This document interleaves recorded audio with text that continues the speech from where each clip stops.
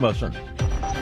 There were two of them in rapid succession, a pair of power earthquakes devastating parts of Venezuela, including the capital, Caracas. It was like a scene from a horror movie. A quake survivor heard there through a translator, and the BBC's Will Grant is in the region. The Interior Minister, Diosdado Cabello, has been on state television and said that there are collapsed buildings in Caracas. So we're trying to find out exactly how many and whether or not people are trapped inside. Of course, we've seen images of emergency services on the scene there. The tremors were felt as far away as the Colombian capital, Bogota, and it does seem that many thousands of residents of the Venezuelan capital, Caracas, remain outside their homes. A 7.2 magnitude tremor followed by a 7.5, then numerous aftershocks, at least 32 people dead, hundreds injured, as the search for victims gets underway, and President Trump says the U.S. stands ready to help. And there have been earthquakes elsewhere, 5.6 magnitude, rattling Northern California. Then there's this one. A preliminary 6.9 magnitude earthquake struck off Japan's northern coast at an estimated depth of 30 miles. Several strong earthquakes have been repeatedly reported in the same area of Japan in recent months. Japanese authorities say this time there is no danger of a tsunami. I'm Lisa Dwyer. The World Cup's been a real eye-opener for a lot of young Europeans visiting America for the first time. They've flooded social media, raving about how wonderful the country and its people are. So accommodating, so friendly, so different from the way America is often portrayed in the media abroad. On Wall Street this morning, stock futures pointing to a higher open later on. The Dow futures are up 57 points. NASDAQ futures 633 points higher. It's a gain of more than 2%. More on these stories at townhall.com. Health insurance rates are surging in America, leaving millions without affordable options. If you're sick of having paychecks eaten up by healthcare costs or dealing with mega corporations, then listen to this. Christians don't need to waste money on a broken system. That's why I want to tell you about Christian Healthcare Ministries. It's an alternative to traditional health insurance at half the cost. With CHM, fellow believers contribute monthly to help pay each other's medical bills. There's no enrollment period, so you can join anytime. And you aren't restricted to provider networks, so you choose the doctors and hospitals you want. It's that simple. CHM is not insurance. It's a ministry that puts faith into action. Feel the difference of financial support and biblical care from fellow believers. Join CHM today by visiting chministries.org/wellness. That's chministries.org/wellness. The Trump administration is offering loans to encourage development of 10 large nuclear reactors to help meet the needs of energy-hungry data centers. Energy Secretary Chris Wright announced the $17.5 billion worth of loans on Tuesday. He cited what he called a tremendous interest among developers of data centers, known as hyperscalers, those who would buy the power, as well as utility and energy companies. The department said 70 utility and energy companies signed letters of intent that identified proposed sites. Nuclear currently provides about 20% of total electricity in the United States. Bob Agnew reporting. Many of the attic apartments inside Paris's picturesque buildings proving to be a hostile environment during the current blistering European heat wave. Study finds that living under Paris roofs during heat waves increases death risk significantly. Iconic yet heat-conducting zinc rooftops magnify the problem. News and analysis, townhall.com.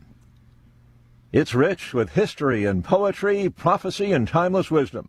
A book that may soon have a place in Texas public school classrooms. A new proposal would include Bible stories in required reading list for more than 5 million public school students in Texas. It mandates the readings from the New Testament and portions of the Old Testament. Texas State Board of Education likely to vote on that proposal Friday. Critics claim it violates the Constitution and favors Christianity over other religions. But supporters say Judeo-Christian traditions were fundamental in this nation's founding and should be reflected in the public school curriculum. Jason Walker reporting. Opening the Great American State Fair, celebrating the country's 250th birthday, President Trump. The president declaring that America is back. More on these stories, townhall.com. The Cats and Cosby Show. It's the top news of the day. People are out there saying, the Iranians are never going to live by it. But let me tell you something. President Trump is going to bomb them again if they screw around. Hopefully they live up to it. And if not, the pounding's coming. We're going to do it again and again and again. The Cats and Cosby Show, weekdays 5 Eastern, 4 Central on the stations of the John Fredericks Media Network. Trump is the toughest president we ever had. Well, he's definitely the best bomber. This is Crom Carmichael, CEO of Solti. We got a wonderful email from one of our customers up east named Joe, and here's what he had to say. I started taking Solti almost out of desperation with little hope because I was resigned to the futility that although I was up to taking 2 statins a day, high cholesterol was something I just had to learn to live with. In fact, when I turned 60, after taking a stress cardio test, my doctor called me on a Saturday, which of course is never a good sign, and told me that I was clogged more than 95% of the people my age. I had an angioplasty and a stent procedure done at that time. Today, my stubborn triglycerides are only 1/3 of what they had been before starting taking Solti. My prescription statin dosage has shrunk from 60 milligrams to only 10 milligrams a day. My primary care doctor that I have had for many years still can't believe the results, and neither can I. Thank you, Solti, for providing such a wonderful product. And folks, I want to invite you to take care of your heart also by going to GodzillaHeart.com. That's GodzillaHeart.com. Use the code Godzilla at checkout, and you'll get a 50% discount on your initial shipment. Thanks so much.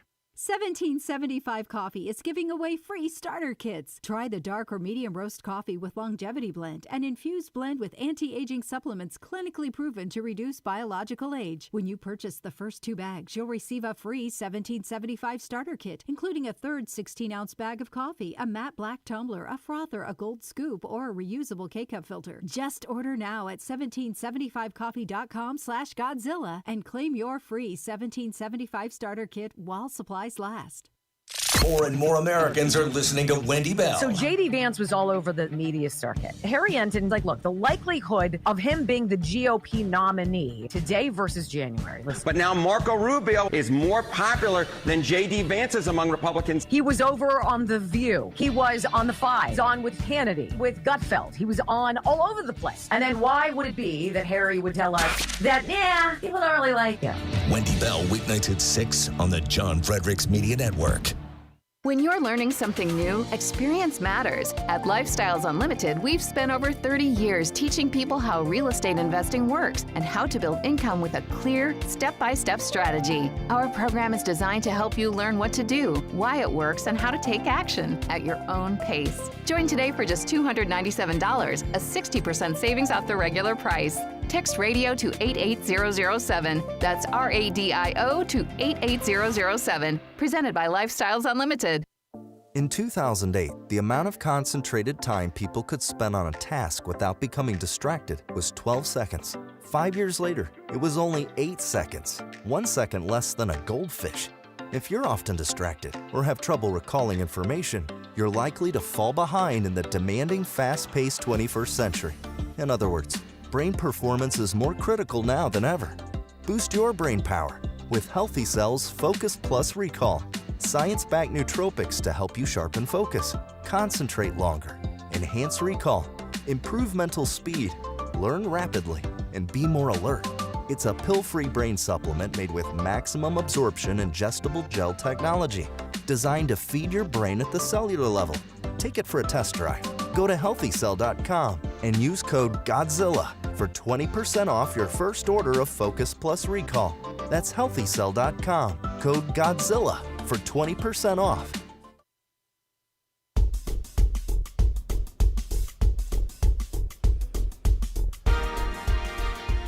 Well, happy Thursday morning, Friday Eve, listening family. This is the John Fredericks Media Network. I'm Dan Hobgood. Time for a look at weather and sports, and I know what you're thinking. Dan, aren't you supposed to be on vacation? Well, I was on vacation, and it was going really well for about an hour or so until a new driver backed into my parked car. So I'm back in town prematurely for an estimate appointment this afternoon. Let's hope my luck changes and maybe the car will be repaired in time for next week's holiday weekend. For that car inspection, We'll look at a high of 87 and mostly sunny today in Richmond, a low of 68 and partly cloudy tonight. Right now the temperature is 60 degrees. Squirrels 11-6 winners over Akron last night. 7:05 first pitch for the teams this evening. Moving on to the nation's capital. Washington, you'll see a high today of 89, a low tonight of 70, partly cloudy. Right now the temperature is 63 degrees. Nats drop a game to the Phillies yesterday, 5-4. In Atlanta, you're looking at a high of 85. Should see a thunderstorm at some point this afternoon. A low tonight of 70. Should be clear by then. Right now, the temperature is 71 degrees. The Braves fall to the Padres yesterday, 5-2. Nashville, you're looking at a high of 89. Should be kind of cloudy. A low tonight of 71. Still cloudy. Possible storm. Right now, the temperature in Middle Tennessee is 66 degrees. Philadelphia, high today of 87, a low tonight of 69 with showers. Right now the temperature is 67. First pitch against the Nats at Nats Park for the Phils at 6:45 p.m. tonight. Morgantown, a high of 84 with possible thunderstorms this afternoon, a low tonight of 64, still with possible storms. Right now the temperature in West Virginia, 58 degrees. And speaking of West Virginia's Ian Korn named an academic All-American in baseball. Pittsburgh, well, what do you know? The Buccos absolutely pummel the Mariners at PNC Park yesterday, 11-1, 12:35 p.m. first pitch for the teams today. I think that's a rubber match. I think they've each won a game apiece in the series so far. High today in the 412 of 85 degrees with a thunderstorm, a low tonight of 64 degrees, also with a thunderstorm.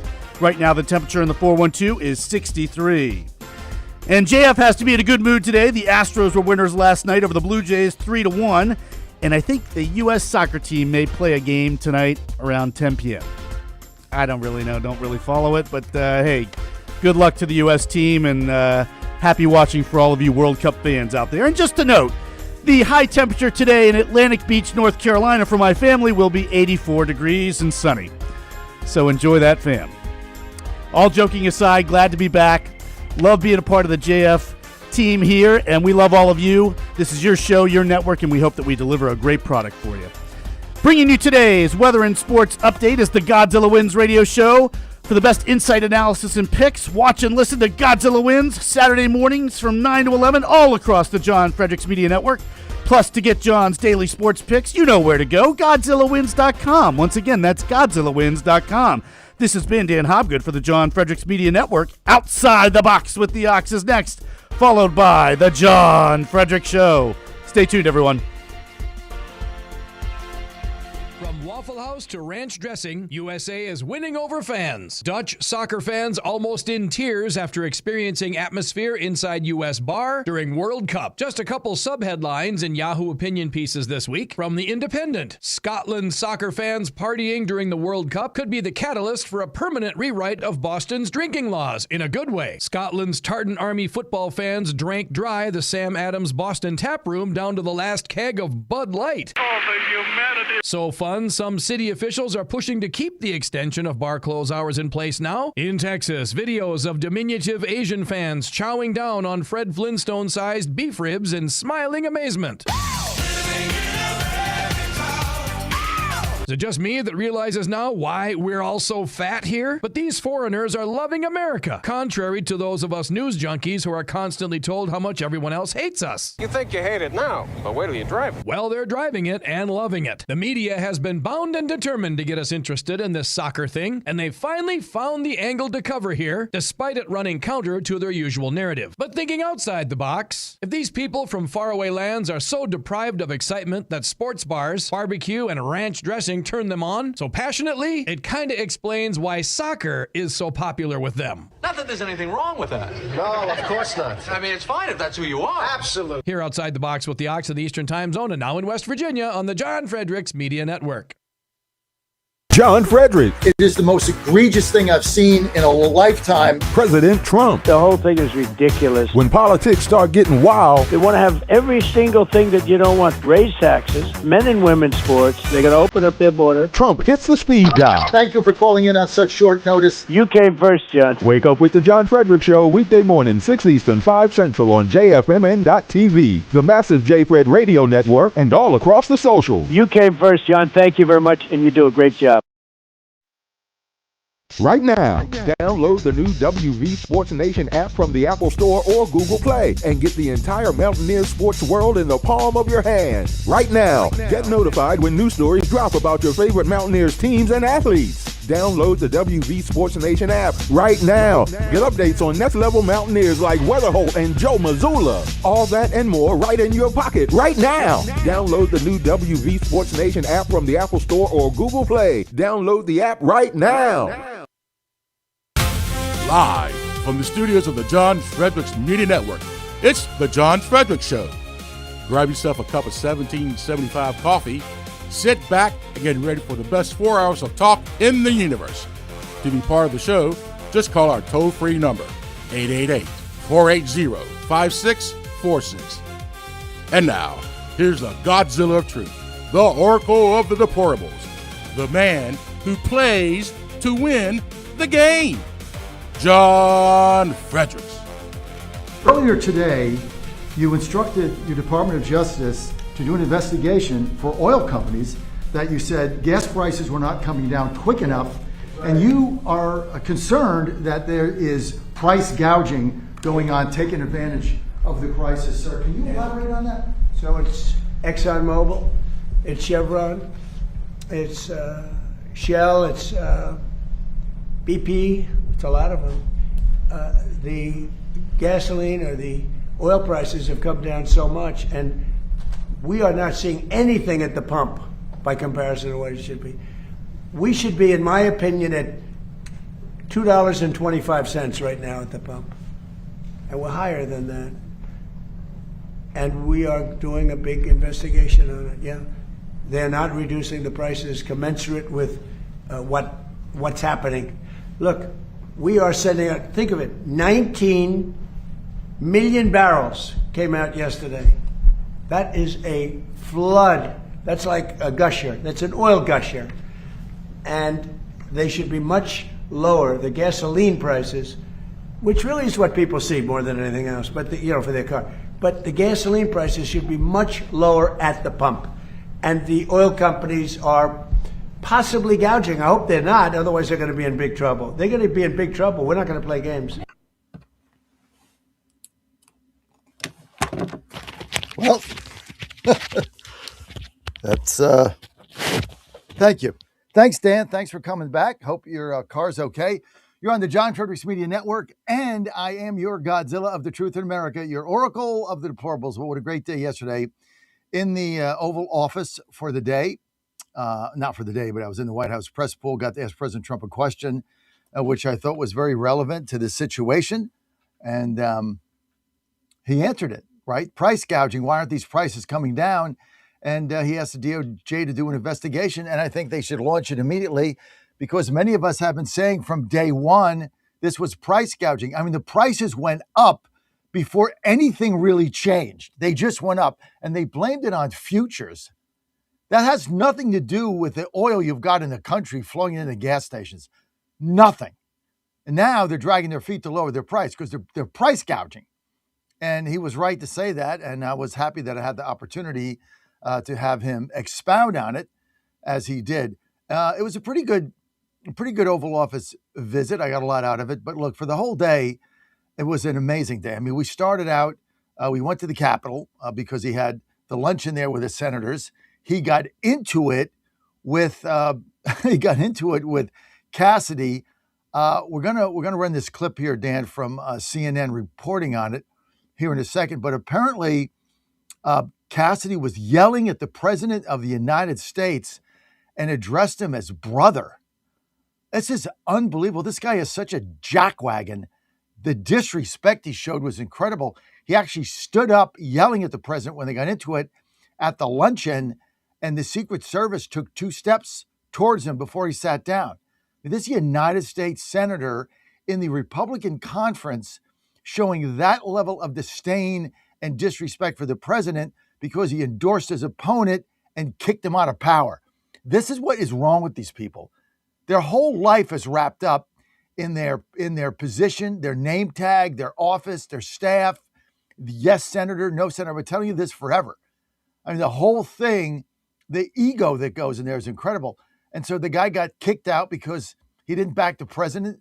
He endorsed his opponent and he got killed. He finished last. He finished third. So now he hates the president. But to show that degree of disrespect to the president of the United States, to me was unbelievable. Dan, see if you can find that clip. It's part of my rundown. You can just look for it in CNN. Tell me when you have it. I just don't have it handy. So that was one of the things that went down. Couple things that were big yesterday, aside from what we're talking about here. Actually, here this is 24. Roll this CNN reporting what happened. Absolute disgrace. Lauren, take us behind closed doors. What happened inside that room? Yeah, I mean, what we have heard from sources that were in that room and Senator Bill Cassidy himself is that this was an exchange that really escalated with the president. Bill Cassidy telling our colleague Morgan Rimmer just a few moments ago that he lost his temper. Essentially, the president was asking why these 4 Republican senators would vote for this war powers vote last night.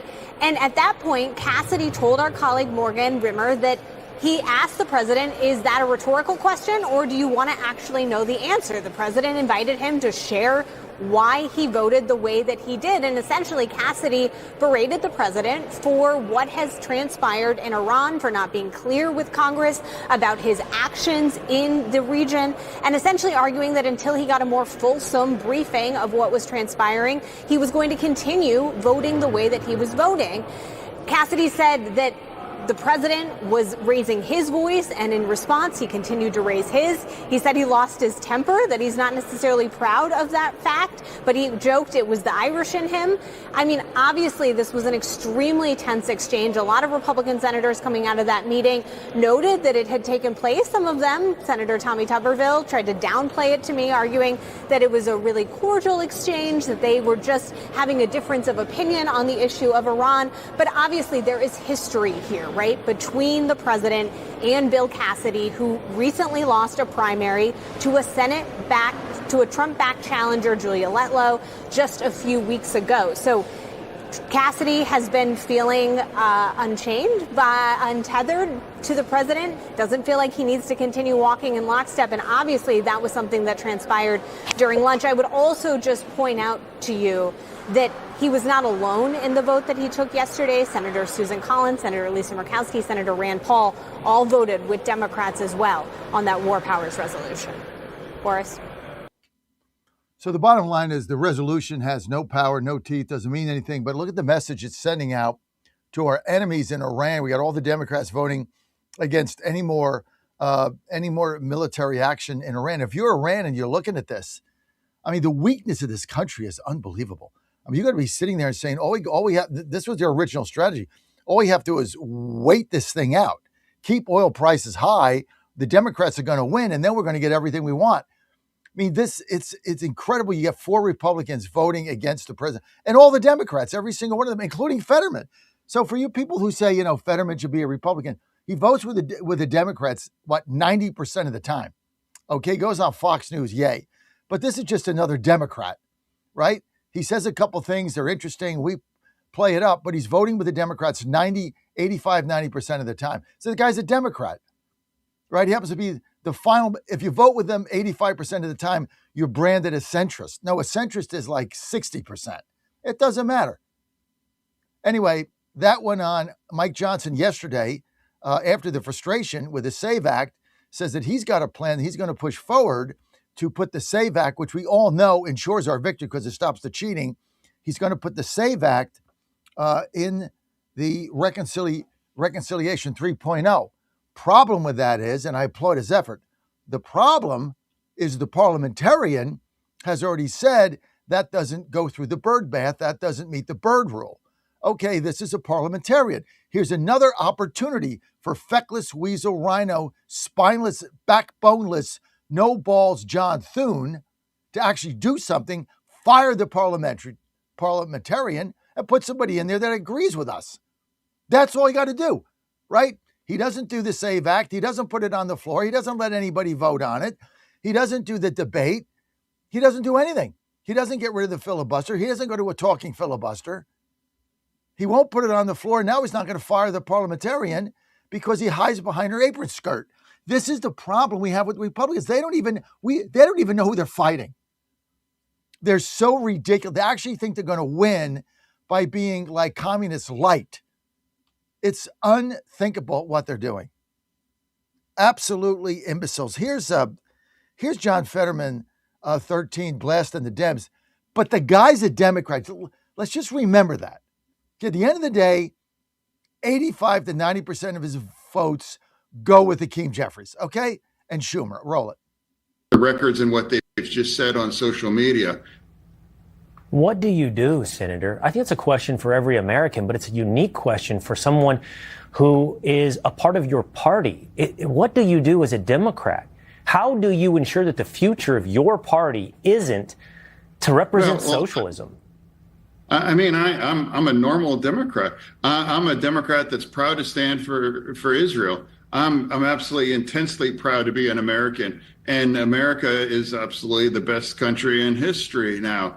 But there's people like Chevalier that she just got elected. You know, she wants to abolish ICE, police, the border, and prisons. You know, all these outrageous kinds of things. Now that's not even unserious. Like, how can people just ignore these kinds of things? And now they want to send someone here to Congress that wants to abolish prisons and now would wipe her mouth on the American flag. Right. I don't know how, but I do think I can go a long way towards the who. It's unbelievable. It's just crazy. Hey, we got a great show coming up for you today. And a lot of clips, a lot of anecdotes I've got from the White House yesterday, being in the press pool. And of course, the flyover last night and everything was fantastic. You're going to see plenty of that on TV, so I'm not going to go over it. We got a Majority Whip Tom Emmer is going to be with us at 7:05, the Ox 7:35. I think he invited me to Minnesota. Ann and I are going to go. Got to put it in my calendar. Got it right here. I still do the hard calendar. Joel Rubin, 8:05. Stephanie Buhaya from Heritage Foundation, 8:35, and DC Dispatch, 9 to 10. Plus your calls, 888-480-JOHN, 888-480-5646. This is your show. This is a community. This is where we bring everybody together. We're focused on MAGA 2.0 like a laser beam, right? I am moving beyond what's going on now. Those that envision the future capture it. Remember that. You got to have a vision. Those that live in the moment is fine, but there's no future to capture. Then you're always in reactive mode. I don't want to be reactive. I want to be proactive. What are we going to do in Trump 2.0? The next phase of MAGA, the next phase of the populist movement. I'm focused on that incredibly. And so that's why I'm here. That's why I'm staying. And that's what we're going to do. Changes coming to our network on August 17th on Monday. Wendy Bell Live. That's right. The Wendy Bell Show will be moving to the John Fredericks Media Network. Lock, Stock, and Barrel. Wendy Bell Live. We're branding it, Dan, as Wendy Bell Live. No more tape delay. Wendy Bell Live. That is going to be from 10 a.m. to 12 p.m. Eastern Time, Monday to Friday. 10 to 12, Monday to Friday. The Wendy Bell Show, Wendy Bell Live on the John Fredericks Media Network. Lace them up and lace them tight. She has a much different style than I do. Compared to Wendy, I'm a very laid-back moderate. I mean, you better just get the coffee going and put your seatbelt on, because you know Wendy's going to fire you up at 10 a.m. No doubt about it. Also, we're moving Michael Patrick Leahy for the Leahy fans. He's going to be moving from his slot 10 to noon. He'll be moving live to 3 to 5. So Michael Patrick Leahy will be live 3 to 5. That's our changes that are coming in. 888-480-JOHN, 888-480-5646. You want to weigh in. I want to get to one of the communists. Here is, I gave you the wrong clip, Dan, actually. I wanted 21 My bad. If you can get 21 up, I put the wrong one in the chat. I'm sorry. I want to get to 21. Danzella Herrera, whoever this name is of the person that won the primary over a 10-year incumbent who was actually the chairman of the Hispanic caucus, blew him out, beat him 2-1. She crushed him with Mandami's backing. Here's what she has to say. Here's a communist. For the past 8 months, all of you in this room know how much the Democratic machine has tried to count us out. How at every turn they've underestimated us. Those of you in this room know just how scared we made APAC, crypto, and all of the corporate PACs funding my opponent's campaign. And over the last few weeks, we've seen the lengths they will go to protect their power. That's their message. Corporate greed, PACs, except when they get the money. then the PACs are fine. It's just the PACs that give somebody else the money are evil. The PACs that give them the money are great.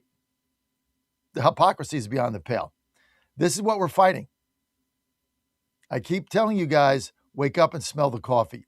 This is what is coming. So you better be prepared for the fight to come. Be prepared. And there's no way out of this. What 2028 is going to pit, it's going to pit communist versus populist. It's going to pit communist versus MAGA. There'll be some in between. There'll be some traditionalists out there, John Thune, George Bush, that Bush.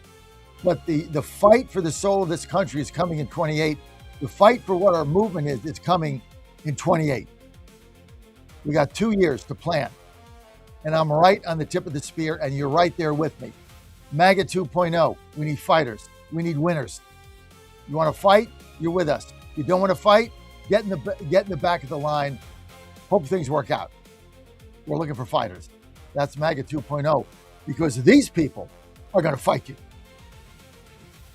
John Fredericks Media Network, trucking the truth across America.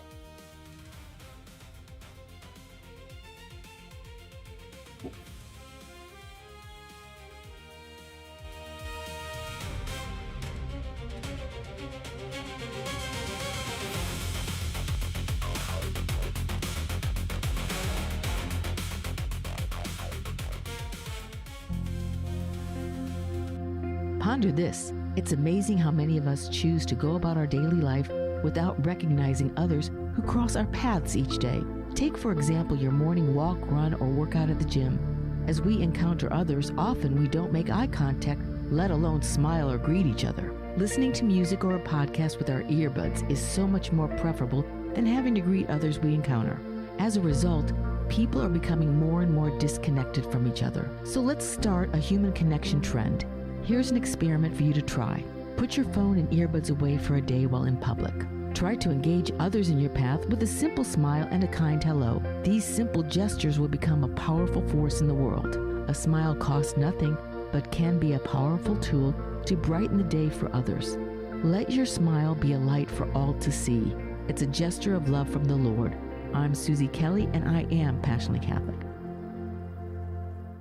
Now more than ever, it's imperative to support companies that share our conservative values. That's why I can't be more excited to tell you that I've switched my family to Patriot Mobile. Patriot Mobile is America's only Christian conservative wireless provider. When you switch to Patriot Mobile, you shift your support away from the leftist, woke, progressive agendas of Big Mobile. Patriot Mobile's wireless service works perfectly and seamlessly as you go about your lives with exceptional nationwide coverage that uses the same towers the main carriers use. Patriot Mobile donates a portion of every dollar earned to causes you care about, to organizations that fight for religious freedom, First and Second Amendments, sanctity of life, and the needs of veterans and first responders. Patriot Mobile has plans to fit any budget, along with great discounts for our veterans and first responder heroes, as well as multi-line users. Switching is easy. Just go to patriotmobile.com/Godzilla or call their U.S.-based customer service team, 972-PATRIOT. That's 972-728-7468. Use offer code Godzilla for free activation.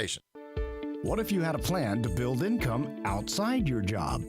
At Lifestyles Unlimited, you'll learn how people are investing in real estate to grow their income and make smarter financial choices one property at a time. Right now, join us for just $297. That's a savings of $443 off our real estate education program. Text radio to 88007. That's RADIO to 88007. Presented by Lifestyles Unlimited. Washington is wasting $500 million every year on a federal supervision system that doesn't work. Probation officers are overwhelmed. Resources are going to people who pose zero threat, while actual dangerous individuals slip through the cracks. The Safer Supervision Act stops the waste and refocuses every dollar on protecting families from harm. President Trump's own pollster found about 80% of Trump voters want this fixed. It's time for Congress to get this done. Stop the waste. Protect our communities. Visit safersupervision.com. Paid for by the Reform Action Fund. 1775 Coffee is giving away free starter kits. Try the dark or medium roast coffee with longevity blend, an infused blend with anti-aging calcium alpha-ketoglutarate, which has been clinically proven to reduce biological age. When you purchase the first 2 bags, you'll receive a free 1775 starter kit, including a third 16-ounce bag of coffee, a matte black tumbler, a frother, a gold scoop, or a reusable K-cup filter. Just order now at 1775coffee.com/Godzilla and claim your free 1775 starter kit while supplies last. The Cats and Cosby Show. It's the top news of the day. People are out there saying, the Iranians are never going to live by it. But let me tell you something. President Trump is going to bomb them again if they screw around. Hopefully they live up to it. And if not, the pounding's coming. We're going to do it again and again and again. The Cats and Cosby Show, weekdays 5 Eastern, 4 Central on the stations of the John Fredericks Media Network. Trump is the toughest president we ever had. Well, he's definitely the best bomber. Some guys might decide that it's a little too tough, or it's a little too hard, it's a little too demanding. I'll give you a little example. I got an anonymous letter from a parent. It said, we just kind of bummed out this year that the boys only get 2 weeks off before they start their summer conditioning program. Normally they get 3. Well, we gave them a week at the start of the semester rather than at the end. But here's my point, okay? It's Division I football! It's the Big 12! It ain't intramurals! You got 2 weeks after finals, you got a week at July 4th, and you got a week before camp starts. That's a month! That's probably more vacation than you guys get. And we're a little bummed out that we don't get 3 weeks? Don't touch that dial. You found your home of the truth. Do you solemnly swear to tell the truth, whole truth, and nothing but the truth? With the best analysis in America. You can't handle the truth. And now back to the John Fredericks Show. Great to have you. Tomorrow we're going to be live at Colonial Downs opening day today. We're going to go to Colonial Downs Racetrack in New Kent. Want to have fun? Bring the family. Post time from now till September 7th. Thursday, Friday, Saturday, and Sunday. Post time is 12:30 p.m. We are going to have so much fun. We're going to be there in our suite. Actually, we're going to go in there this afternoon. Ann and I, we're leaving right after the show for Colonial Downs. We're going to be there Thursday, Friday, Saturday, Sunday. Wouldn't want to miss opening weekend for anything. And, of course, we'll be doing our show live tomorrow from our suite in Colonial Downs. Isn't open to the public yet. Ann and I will have an event. We'll announce that soon. So we're looking forward to that. But that's where we'll be tomorrow live. And post time, fantastic. 12:30 p.m. every Thursday, Friday, Saturday, and Sunday at Colonial Downs. Look, bring the family. You're going to have so much fun to get to see the horses. You're up front. It is the most beautiful racetrack in America, the most beautiful turf course, no doubt. Have fun, win money.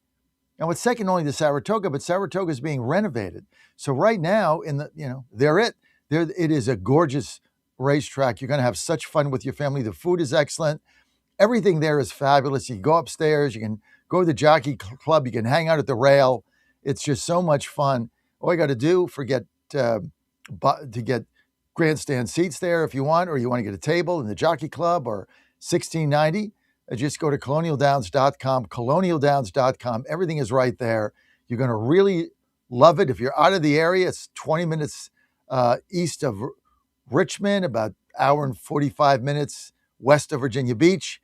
And you can get it from so many areas.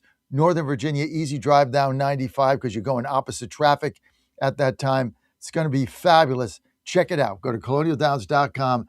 Racing starting today. 12:30 p.m. We're going to be there this afternoon, leaving right after the show. Can't wait. See you Monday. So show live tomorrow. Go to colonialdowns.com. That's colonialdowns.com. Phone lines open, 888-480-JOHN. Remember, we are a community, and we are here for you all the time, 888-480-5646. And let's get to, before we get to our phone calls, let's get to, we've got, what do we have here? Dan, I'm losing track of everything because I forgot my printout. So I'm going to have to deal with this. The economy is booming, no doubt. Let's get to Kelly Loeffler yesterday talking about the SBA and all the small businesses that are opening up. That's going to be number 14. Roll it. Small business owners are thrilled with this economy and the fact that gas prices are falling, oil prices at 4-month lows today.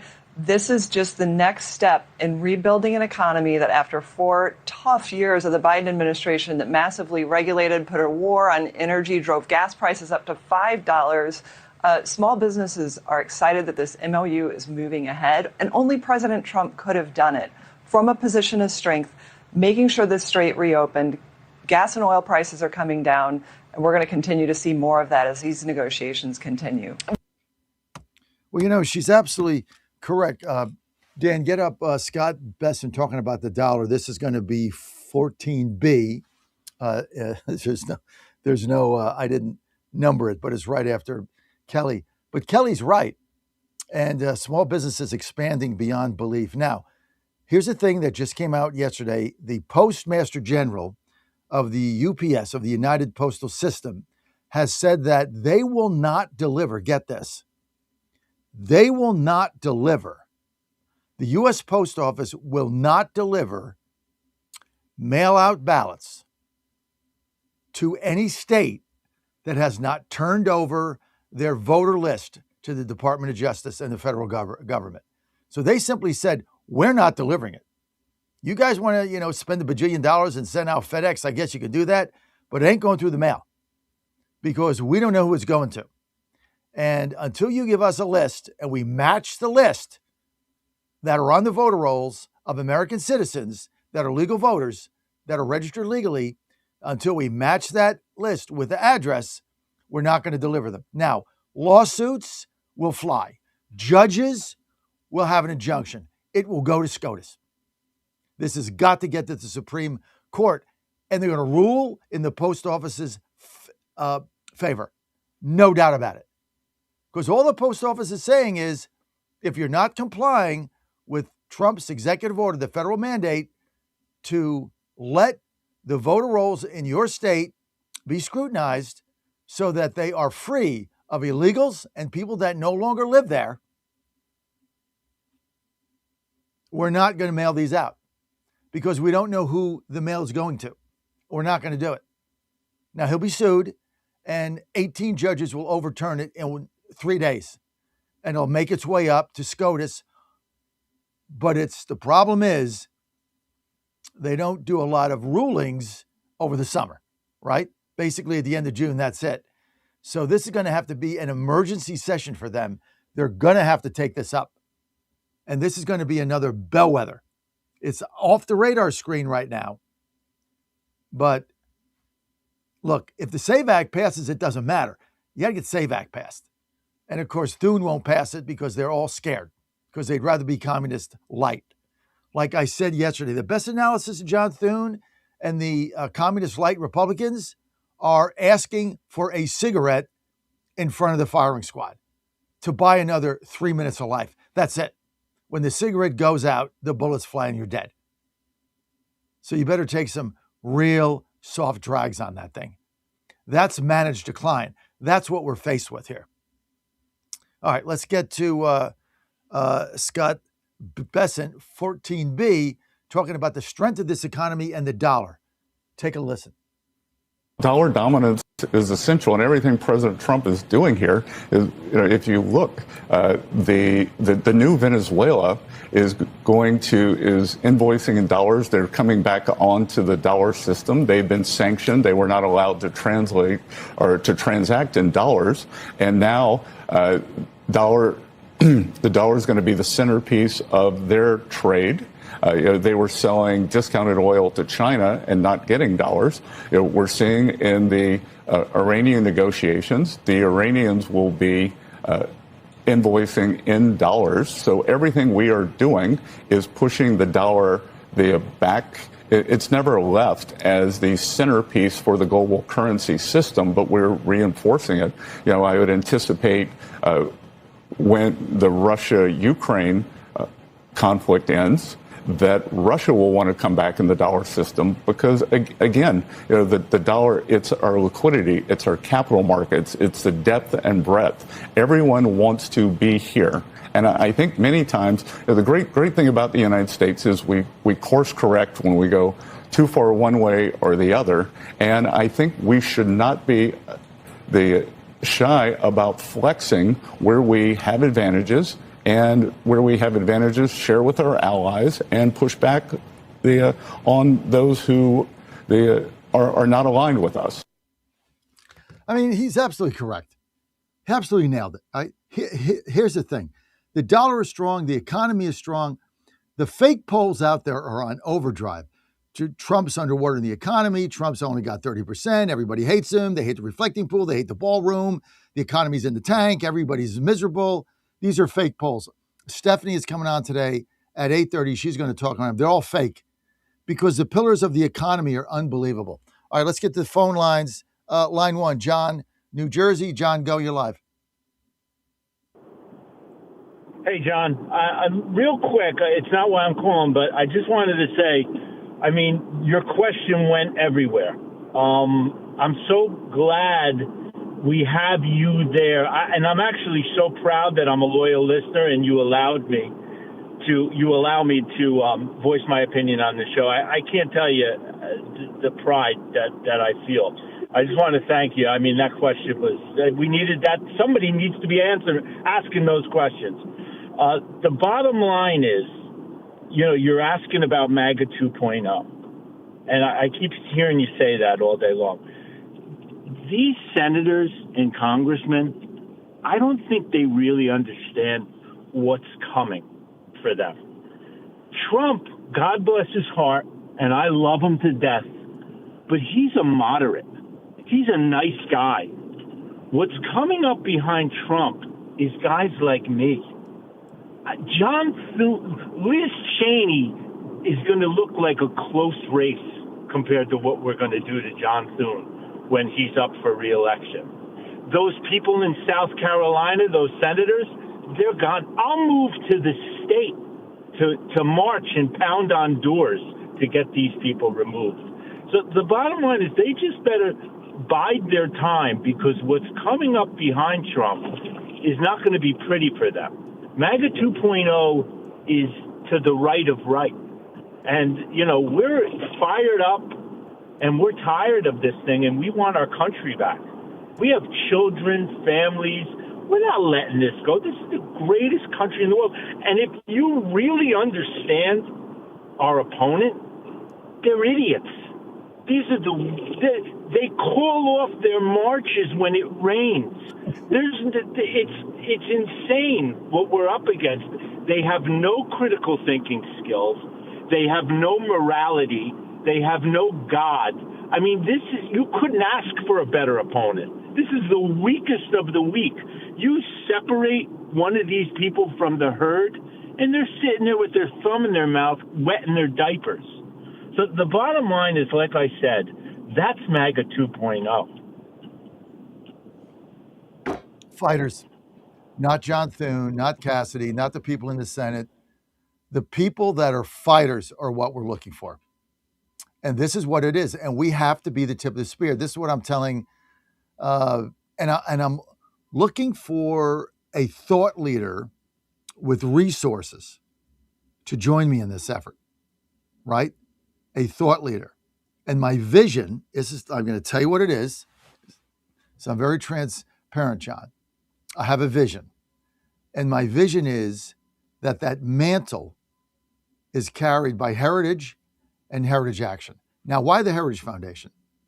Because all the old guard quit. All the board members that were, Reaganites and traditional Republicans, Rove, George Bush, this Bush, some Bush, that Bush, right? Romney, they're all gone. Why? Because Dr. Kevin Roberts, who took it over, is a populist. And because he took it over and he's a populist and they don't like the direction the Heritage Foundation has gone, all the board members quit and a lot of their money dried up. A lot of their donors went. They got to get new donors. So the Heritage Foundation, I believe, with Dr. Roberts, is in a position to rebrand themselves as the thought leader of MAGA 2.0. And that's what I've been encouraging them to do right here in D.C. I think I'm getting somewhere. Not there yet, but I'm getting somewhere. CPAC can't do it. CPAC puts on events. They're part of it, right? But all these other organizations, like America First Policies Institute, great organization, but that is a very necessary and important parking garage for future Trump appointees. That's really what that is. I mean, they're not sitting and having meetings and figuring what to do, right? They come on the radio shows. They have a title. It's an organization. They contribute. Every movement needs an American First Policies, but you need an internal organization that can raise money, that can become the thought and action leaders for the new movement. And I think Dr. Roberts has that opportunity. Now, I'm with him. A lot of people have abandoned him. I had nothing and no interest to do with Heritage Foundation 1.0. Staid, boring, traditional Republican, Reaganism, cut taxes. That's it. Hated tariffs, the whole thing. Roberts is different. So that's my vision. Whether or not I can pull it off, I have no idea, but I'm going to die trying, as they say. So all good. Now, another thing I want to say, and then I'll move on. Yesterday in the White House, again, every single time I have an opportunity to engage with President Trump, he spent another 10 minutes on Washington, D.C. And if you don't think they get my stuff, here's what he said. In 18 months, I've turned Washington, D.C. in the safest, cleanest, most beautiful city in America. There's nothing like it, maybe in the world. It is a showcase, he said, of the Northeast and of the country. And I'm sitting there smiling at myself saying, who's been saying that for the last 6 months? Me. So they're even getting the words down now. So we have a lot of impact here. And Washington, D.C., I'm telling you guys, I'm going to say this on D.C. Dispatch. He is not going to let Janice Lewis George and Silverman and these people come to the council and dismantle everything he's done. He will get rid of home rule so fast your head will spin, and he's got the votes. Because nobody wants to go back to the squalor and the filth of D.C. and the tents and the needles and the crime. We don't want to go back. They're not going to take us back because he will end it.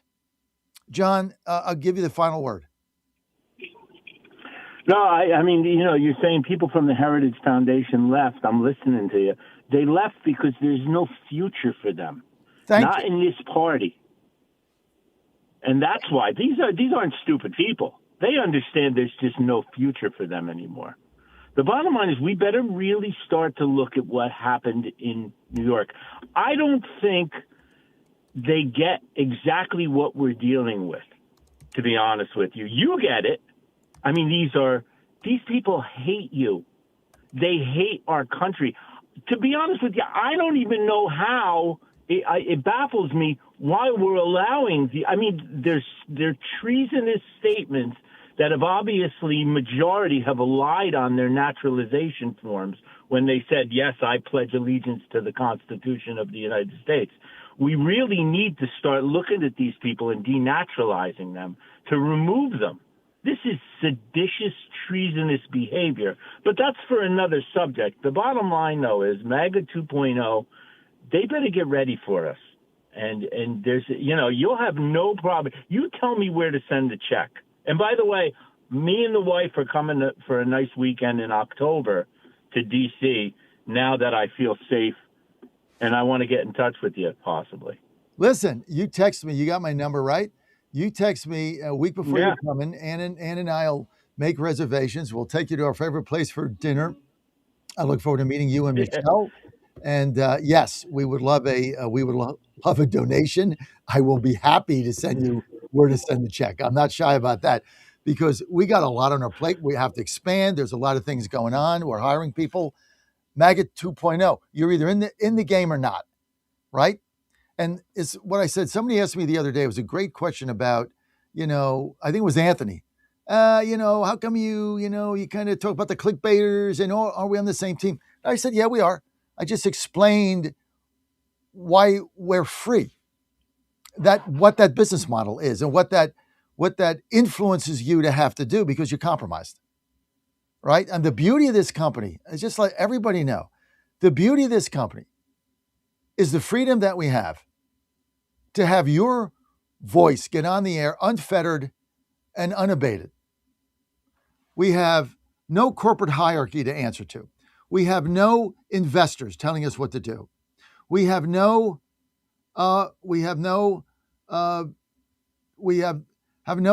benefactor, complaining about us and saying, do this, do that. We don't have any of that. This is why this network is so different. We don't have any of the things that anybody else has. So therefore, Ann and I built something to ensure freedom. And the freedom translates back to our audience like you. And everybody knows that. And so that's why we're different. Are we the biggest? No. Will we ever be? No. Are we going to make the most money? Absolutely not. Can't do it within our model. Can we make enough money in order to make a living and go forward? Yes. If it's about maximum money, maximum profit, maximum this, maximum that, we'd have to have a different model that gets thousands and thousands of dollars a day in clicks. And we don't do that. That's not our model. Because then you're a slave to that particular audience. And if you don't do exactly what they want or tell them exactly what they want to hear, the clicks stop and your money dries up. That's the difference. Big difference, John. So thank you. Thank you for noticing that. Look forward to meeting you and Michelle. And thank you for the donation. John, Jersey. Good man. John, thanks. Can't wait to meet. Okay, let's get to Tim in Hopewell, Virginia. Tim, you're live. Hey, John, how are you this morning, my brother? How are you doing? Good, Look, Tim. it's about mail-in ballots, ballots. I've been calling your show. Go ahead. And I've been telling it's about mail-in ballots. I've been calling your show, and I've been telling you that case, Watson versus RNC, is getting ready to drop. And about your last comment, they've already tipped a hand about the Postal Service. They commented that the Postal Service, third-party carriers, and FedEx are not election officials as per law. They said when you do early ballots, you go to your polling station, you register the office, it's counted, it's sealed, it's already tabulated.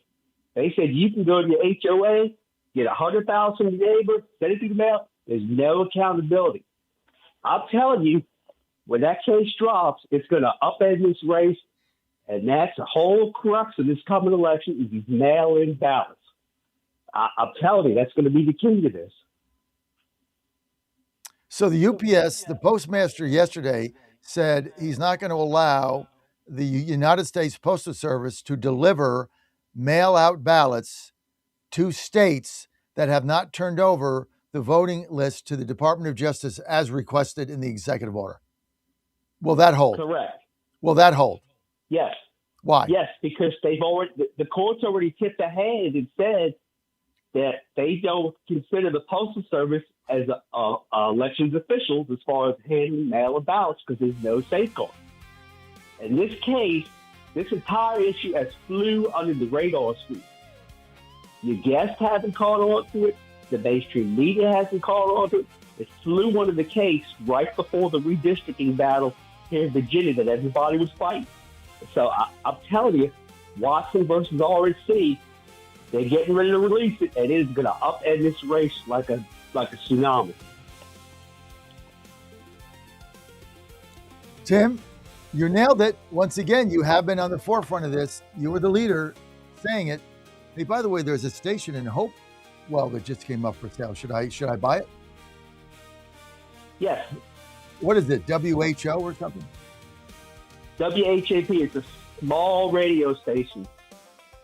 It's been around for probably 60 plus years, but they sold it. But yeah, I would buy it. Does it have any It's listeners? probably inexpensive. Does it have any listeners? See, I don't know. They kind of dwindled over the years. You could probably get it cheap to probably revive it. Oh yeah, I'll get it cheap. Look, do me a favor, Tim. I don't know anything about it. The next time you're in your car, just tune it in. Tell me how it sounds. Okay, I will. And then call in. John Fredericks Media Network. Tom Emmer. Next. Survivor is now underway in earthquake-shattered Venezuela. Numerous buildings in the capital Caracas have collapsed after two powerful quakes. A magnitude 7.2 and a 7.5 struck one right after the other, followed by a series of aftershocks. Those who could fled into the streets, their world crashing down around them. All the walls were cracked.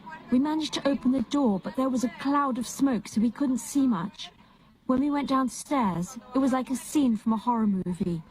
I only saw the building superintendent with a baby and one family from that building get out. A survivor heard through a BBC translator. At least 164 people are dead, hundreds injured. The Caracas airport is no more, reduced to rubble.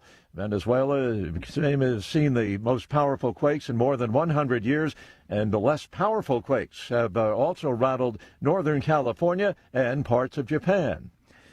Happy birthday, America. 250 years of glorious American freedom. On the National Mall in Washington Wednesday night, President Trump launched celebrations of the nation's founding with a campaign-style rally. Just like those patriots of 1776 over the past 17 months, we have taken power back. Touting a deal to end the Iran war, his border crackdown. We have reclaimed our sovereignty, regained our liberty, restored our prosperity, and we have saved our country. Recalling the creation of national landmarks like the Washington Monument. We are likewise building new monuments to American greatness to serve every future president and First Lady. We're building the most beautiful ballroom anywhere in the world, right at the White House. Ben Thomas, Washington. Wall Street may open sharply higher later this morning. Dow futures up 130 points. NASDAQ futures ahead 650. Townhall.com. Hey, I'm Kirk Cameron. Is health insurance eating up your budget for 2026? If you're looking for ways to better steward your finances, consider this: Christian Healthcare Ministries.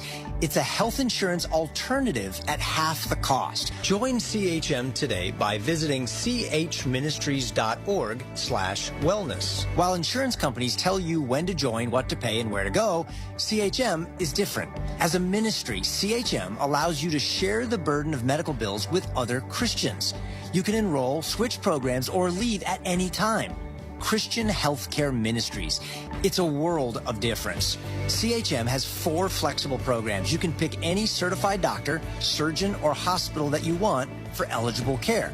So make the switch. Take your paycheck back from health insurance this year. Join CHM today by visiting chministries.org/wellness. That's chministries.org/wellness.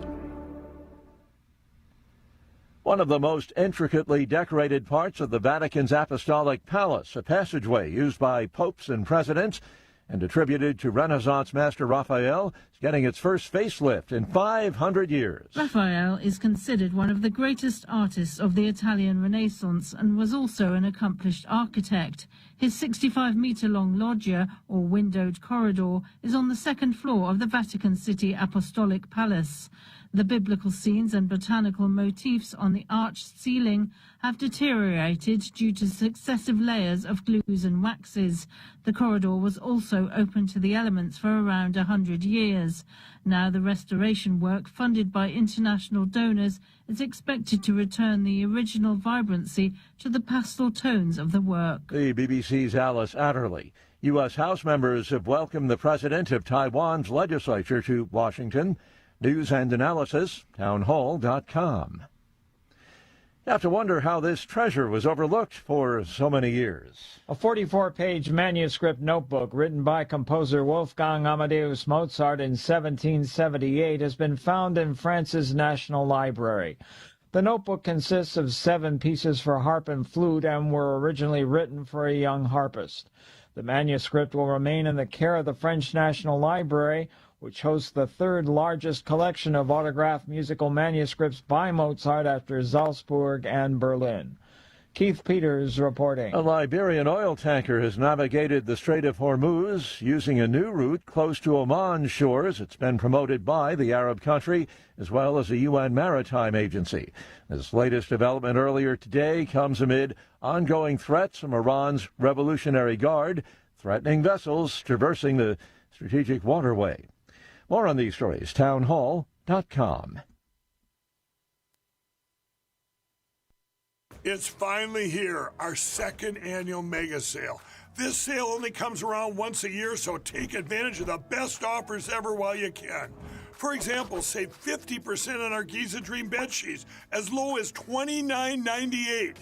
And for the first time ever on TV, My Pillow mattresses and My Pillow mattress toppers as low as $99.98. And you save 50% on our Lux Pure 6-piece towel sets. Regular $69.98, now only $39.98. And our best-selling standard My Pillows, regular $49.98, on sale for $17.98. Wait on it, mega sale only $14.98. But wait, there's more. To make the mega sale even more special, when you order right now, your order's going to ship absolutely free. To take advantage of the 2nd annual mega sale, go to mypillow.com or call 800-854-0504 and use promo code Godzilla. 1775 Coffee is giving away free starter kits. Try the dark or medium roast coffee with longevity blend, an infused blend with anti-aging supplements clinically proven to reduce biological age. When you purchase the first 2 bags, you'll receive a free 1775 starter kit, including a 3rd 16-ounce bag of coffee, a matte black tumbler, a frother, a gold scoop, or a reusable K-cup filter. Just order now at 1775coffee.com/Godzilla and claim your free 1775 starter kit while supplies last. All right, folks, I need you to do something right now. Go to johnfredericksradio.com and take our brand new 2028 Republican presidential straw poll. Who do you want leading the ticket? Don't let the elites decide. Make your voice heard. While you're there, weigh in on 2 huge issues: eminent domain reform and President Trump's tariff policies. Are they protecting American workers or hurting growth? This is your movement, your vote, your voice, your choice. Go to johnfredericksradio.com right now and take the poll. The Trump administration has brought positive changes when it comes to fixing our broken healthcare system. If we really want to make America healthy again, well, that starts at home. And that's where the Wellness Company comes in. You see and hear from the Wellness Company doctors all the time, and you know their products are the gold standard for keeping you and your family safe and healthy, giving you the opportunity to make sure you're prepared for whatever happens with their prescription medical kits. Additionally, the Wellness Company offers a variety of products, from parasite cleanses to methylene blue to weight loss and so much more. Make America healthy again starts at home. Do your part and protect the health of you and your family. Live a healthier, longer, and more satisfying life. Go to twc.health/Godzilla and order. That's twc.health/Godzilla. Use promo code Godzilla to save 10% today. Hey folks, Al Green here for SatPhone. When you're on the go, you want to know you're connected. If it's a family vacation or an off-the-grid escape to a remote destination, having reliable communication helps you feel safe and secure. You can't afford to find yourself in a dead zone. That's why you need SatPhone. SatPhones are reliable, durable, and give you global coverage. If you can get outside, you can get in touch. It's that simple. Make calls from your SatPhone to any regular cell phone in the United States. The phones are $1,500 value, but you can get yours free. Just sign up for a 15-month plan, $94.95 a month. Get 150 minutes monthly that roll to the next month. Go 3 months without using them, that's fine. Yes, 3 months, 450 minutes, all yours. Visit SAT123.com or call 855-980-5830. SAT123.com, 855-980-5830. Get surety and security with your SatPhone. Call now. Live from the studios of the John Fredericks Media Network, it's The John Fredericks Show. Grab yourself a cup of 1775 coffee, sit back, and get ready for the best 4 hours of talk in the universe. To be part of the show, just call our toll-free number, 888-480-5646. And now, here's the Godzilla of Truth, the Oracle of the Deplorables, the man who always says to lace him up and lace him tight, John Fredericks. Oh, you're on the John Fredericks Media Network. We had to play that clip after what's going on in the U.S. Senate and the Republican conference, who will not pass the SAVE Act. It is unbelievable, the cowardice that goes on. One man with courage makes a majority. Guess who we've got? The one man with courage making the majority right here, right now in the John Fredericks Media Network. Let's welcome the one and only House Majority Whip and Congressman for Minnesota's 6th District, Congressman Tom Emmer. Congressman, Majority Whip Emmer, great to have you with us, sir. Good to see you, John. So, Tom, let's get right to it. Always good to see you. Always good to see you. Hey, got to give a shout out, though, before we run out of time, to Sally Fox. You are blessed with her. You know, I work with communications directors from a variety of aspects, from the White House to the administration to Congress and Senate. She is one of the best I've ever worked with. What a gem she is, and a great hire and a great lady. So thank you for having her. Well, I totally agree, obviously. But don't tell her that, because then we got to give her a raise. Well earned and deserved. So, Congressman, yesterday, Mike Johnson, your speaker, comes up with a new plan, great plan, and he says, I've got a way to put the SAVE Act into Reconciliation 3.0. And immediately, one of your colleagues from Florida said, no, we can't do that in the conference because the parliamentarian says no. But Johnson was pretty confident that he's got a new pathway for this. Can you explain how this would work, Majority Whip Tom Emmer? Well, I think Mike does have a good plan. He's talking about putting this on another reconciliation bill, John. Reconciliation bills only require 50+1 in the Senate. The issue is they have to be done with all Republican votes. So we've got an issue over in the Senate. There's no question. We've got a Senate that uses something called the filibuster and someone called the parliamentarian to avoid taking votes they don't want to take. This is why I say there are no Republicans, there are no Democrats, there are only senators, John. And the senators all literally use these two things so they don't have to put a vote on the board. In this case, what Mike's saying is we will do, for instance, our Department of War needs additional funds because of Venezuela, Iran, and what they have to do going forward. All right, let's put that all in a reconciliation bill, because we know that Democrats aren't going to help President Trump.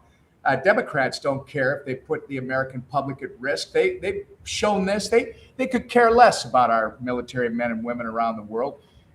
So we'll have to do it. We put it on a reconciliation bill here in the House. We add the Save America Act to it, John. We send it to the Senate. They will give it to their parliamentarian, which they always do. And I would fully expect the parliamentarian to drop it out of the bill and say, well, this isn't appropriate for this bill. At that point, guess what? It only takes 50+1 senators to overrule the parliamentarian. So this nonsense about we can't get 60 votes, all you need is 50+1. That's what Mike's saying. Let's do it again. Let's send it over to the Senate with this, for instance, defense supplemental, and force them to put their vote on the board. If you really want to tell America you're not for fair and open and transparent elections, all right, well, I guess there's nothing we can do then. You know, Majority Whip Emmer with us from Minnesota 6th District. That's brilliant. The way you just outlined that in layman's terms so everybody can understand. So they don't want to break the filibuster. They don't want to do that. They don't want to fire the parliamentarian. So all you have to do is get 50 senators to vote that in the reconciliation, regardless of what the parliamentarian says, because Vance could break the tie, and then the vote goes on the floor. So basically, you need 50 Republican senators to just put it in the bill and then go from there. But they're not going to, because but then John Thune basically finds four people that don't vote for it, and they skirt it again. How do you overcome that? Well, I mean, that's up to John. And I'm, unlike others who I think are very critical of John at this point, John makes his own decisions. I'm a big John Thune fan, John Frederick. I really am. But in this case, what he's doing is he's allowing 3 or 4 U.S. senators, Republicans, to impress their will on the American people. John, if you can't pass an 80% issue in the Senate, what the hell are you doing there? I mean, just to ask yourself, you've got, how awful is it that we're asking someone to, one, prove they are a citizen of the United States and therefore eligible to vote, and number 2, when they show up at the voting precinct, that they present identification to prove they are that citizen who is eligible to vote. John, 80% of this country, Republican, Democrat, and other, agree with that. If you can't pass that through the U.S. Senate, I don't know what you're doing there. So, again, I'm a John Thune fan. It's his decision. You put it on the floor. This is what Mike Johnson is saying. You overrule the parliamentarian. There's plenty of precedent for that. This has been done before. After all, it is the U.S. Senate and the U.S. House of Representatives that are supposed to be making laws, John, not parliamentarians. So there you go. So when you talk to John Thune, and you're saying that you're a supporter of his, Tom, and you're a friend of his, when you talk to him about this directly, without sharing anything that's confidential, the frustration that many of us have is that he won't go to the talking filibuster. He won't put this on the floor to a vote. What does he say when you ask him to do that? Well,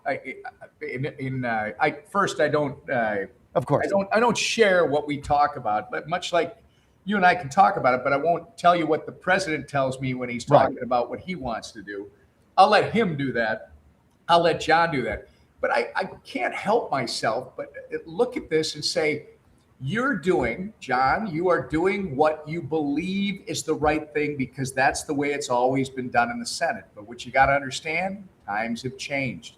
It's much like the House. When I've got the old bulls in the House telling me nobody ever votes against rules, John, that's voting against the team. It's like, well, you don't understand. They do vote against rules now. That's part of the equation. We have to have that discussion beforehand. The world has changed. And the idea that U.S. senators are going to avoid the responsibility to vote yes or no to show the American people they're either with them or they're not, those days are gone. I mean, you can push back against the president who's very frustrated. Okay, that's your right. But you represent the American public, John.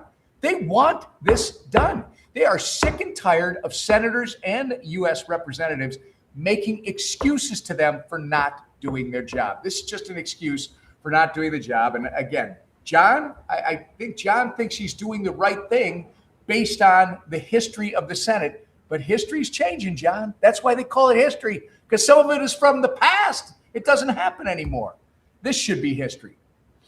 And Tom, remember, you understand the frustration of the MAGA base with John Thune, right? I'm right there with him. Although, here's the difference between me and the MAGA base. I know John personally. I know John wants to do the right thing. I know John is a American patriot, but he's in the U.S. Senate, and that does something to people. Apparently, they go over there, they sniff that rarefied air. They're kind of in a bubble, separated from the rough and tumble of the street. They got to get back out onto the street. All those guys got to understand they are not gods unto themselves. They are still representatives, elected representatives who have responsibilities to the people who elected them. And I think that'll come around. Majority Whip Tom Emmer with us, Minnesota 6th. Before we get to some of the key issues, I just gotta ask you this question. You're the Majority Whip. I think you deserve like the trophy of all time. How do you get this stuff through the House with a 2-seat majority? This is unheard of, especially with a conference that it's not like the Democrats where Hakeem Jeffrey says jump. Everybody says how high. You've got diversification of thought all over the place. How are you able, as the whip, to get this stuff passed with a 2-vote majority? Hey, first off, John, Hakeem Jeffries is a loser. He says jump and they say F you. That's what they're saying to him today. He doesn't have any sway over the other side. But your question to me is a valid one, and I will respond based on what we just talked about with the Senate. How do we get things done in the House? If I had a Bitcoin for every time I heard, I just need a little bit more time. You know, how much time do you need? Well, maybe 10 days. No, today is the day. You are going to say yes. You're going to say no. You're going to do it in front of the American public, God, and your mother. All right. And you are going to show us who you are and who you represent.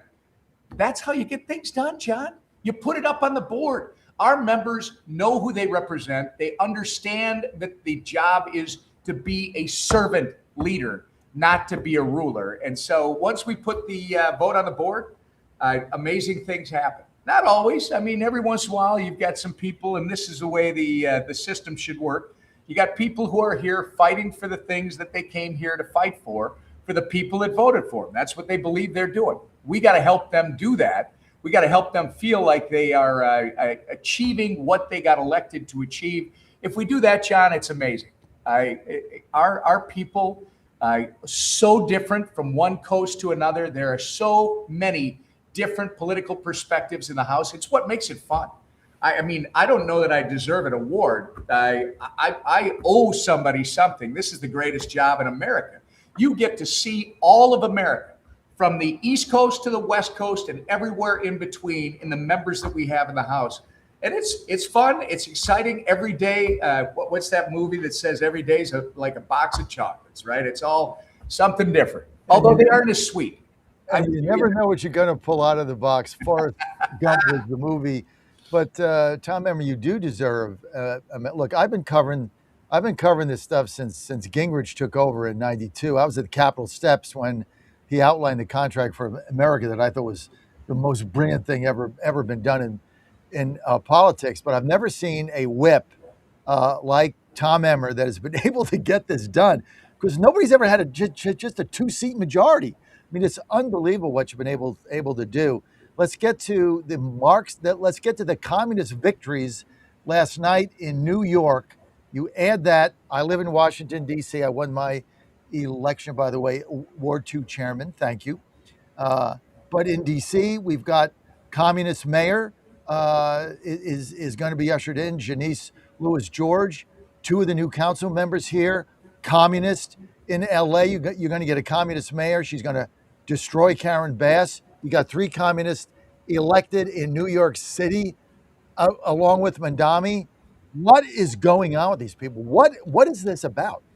Well, this is what our founders were running from, right? Our tyrants. And that's what we're now electing. And thank you, John. Thank you for calling them what they are. I'm tired of my colleagues who say, the socialists, the socialists are gone. You're now talking about Marxists. You're talking about communists. These people are horrible. Here, what's happening? Well, everybody thinks they can get a free lunch. These guys are promising things that they will never be able to deliver. People who have lived in countries that have this type of leadership. I mean, we've got a large Cuban population, Venezuelan population down in Florida and elsewhere. These people know that it doesn't work, and they know it doesn't end well, John. I mean, people should go back to reading The Road to Serfdom. The great economist Hayek, who wrote this book for his political elites back during World War II, and it was to give them an idea about this awful thing called capitalism and how the socialist approach, this central authority, doesn't work. If you boil down that book, and again, people should go back and read it because it's just as relevant today as it was when Hayek wrote that book. He talks about how, it's all wonderful. We have a central authority that will allocate resources based on their decisions rather than the free hand of the market that we know from Adam Smith. He says, it sounds great. And it is great as long as you are part of that central authority making the decisions. If you're not part of the central authority, you may not like the decisions that they're making. You may not like your allocation, and you'll complain. And by the way, at the beginning, you complain, they might take away some of your liberties. If you continue to complain, they might take away a lot more. They might take away your life before it's over. So that's what these people are selling. That's what these young people who we have not educated well in this country are buying. And by the way, it too will burn out. The cowboy spirit is alive and well in the United States of America. You're talking about aberrations in the city of New York. You're talking about aberrations in the city of LA. By the way, you tell me how it works. I'm not a smart guy. I'm just a Midwestern kid who looks at this thing in LA and says, all right, so you got the early votes, and you've got Karen Bass, you've got Pratt, I think it was, and then you've got this communist number 3. Okay. Then you have the same day voting. You've got the same thing. Karen Bass, you've got the guy named Pratt, number 2, and then you got this communist number 3. Then you have the ballots that come in later. And John, every one of them is for the third place candidate. How does that work, John? How does that work when it goes 1, 2, 3, 1, 2, 3, and now all of a sudden it's just 3? I mean, the whole thing it stinks to high heaven. It's crooked. I think the American people is waking up. Unfortunately, we sometimes have to do everything else before we figure out how to do the right thing, and I think it's coming. Majority Whip Emmer, what did you think of the United States Postmaster making the ruling or the decision yesterday that he won't deliver or have the UPS deliver mail-out ballots to states that have not complied with the DOJ, with President Trump's executive order to turn their voting rolls over to be scrutinized to get rid of illegals and other people that shouldn't be on them? I think it's great. I mean, I think we should tie HAVA funds, the Help America Vote Act. The federal government sends HAVA funds to the states to administer their elections. I think we should do the same thing there. They should not get $1 of federal help to run their elections if they're not willing to guarantee that those elections are fair, open, and transparent. The president and I had this conversation about Minnesota. Minnesota is one of the most crooked operations in the world. Why would anybody want to run for a statewide office in Minnesota until they fix the election thing? Think about this, John.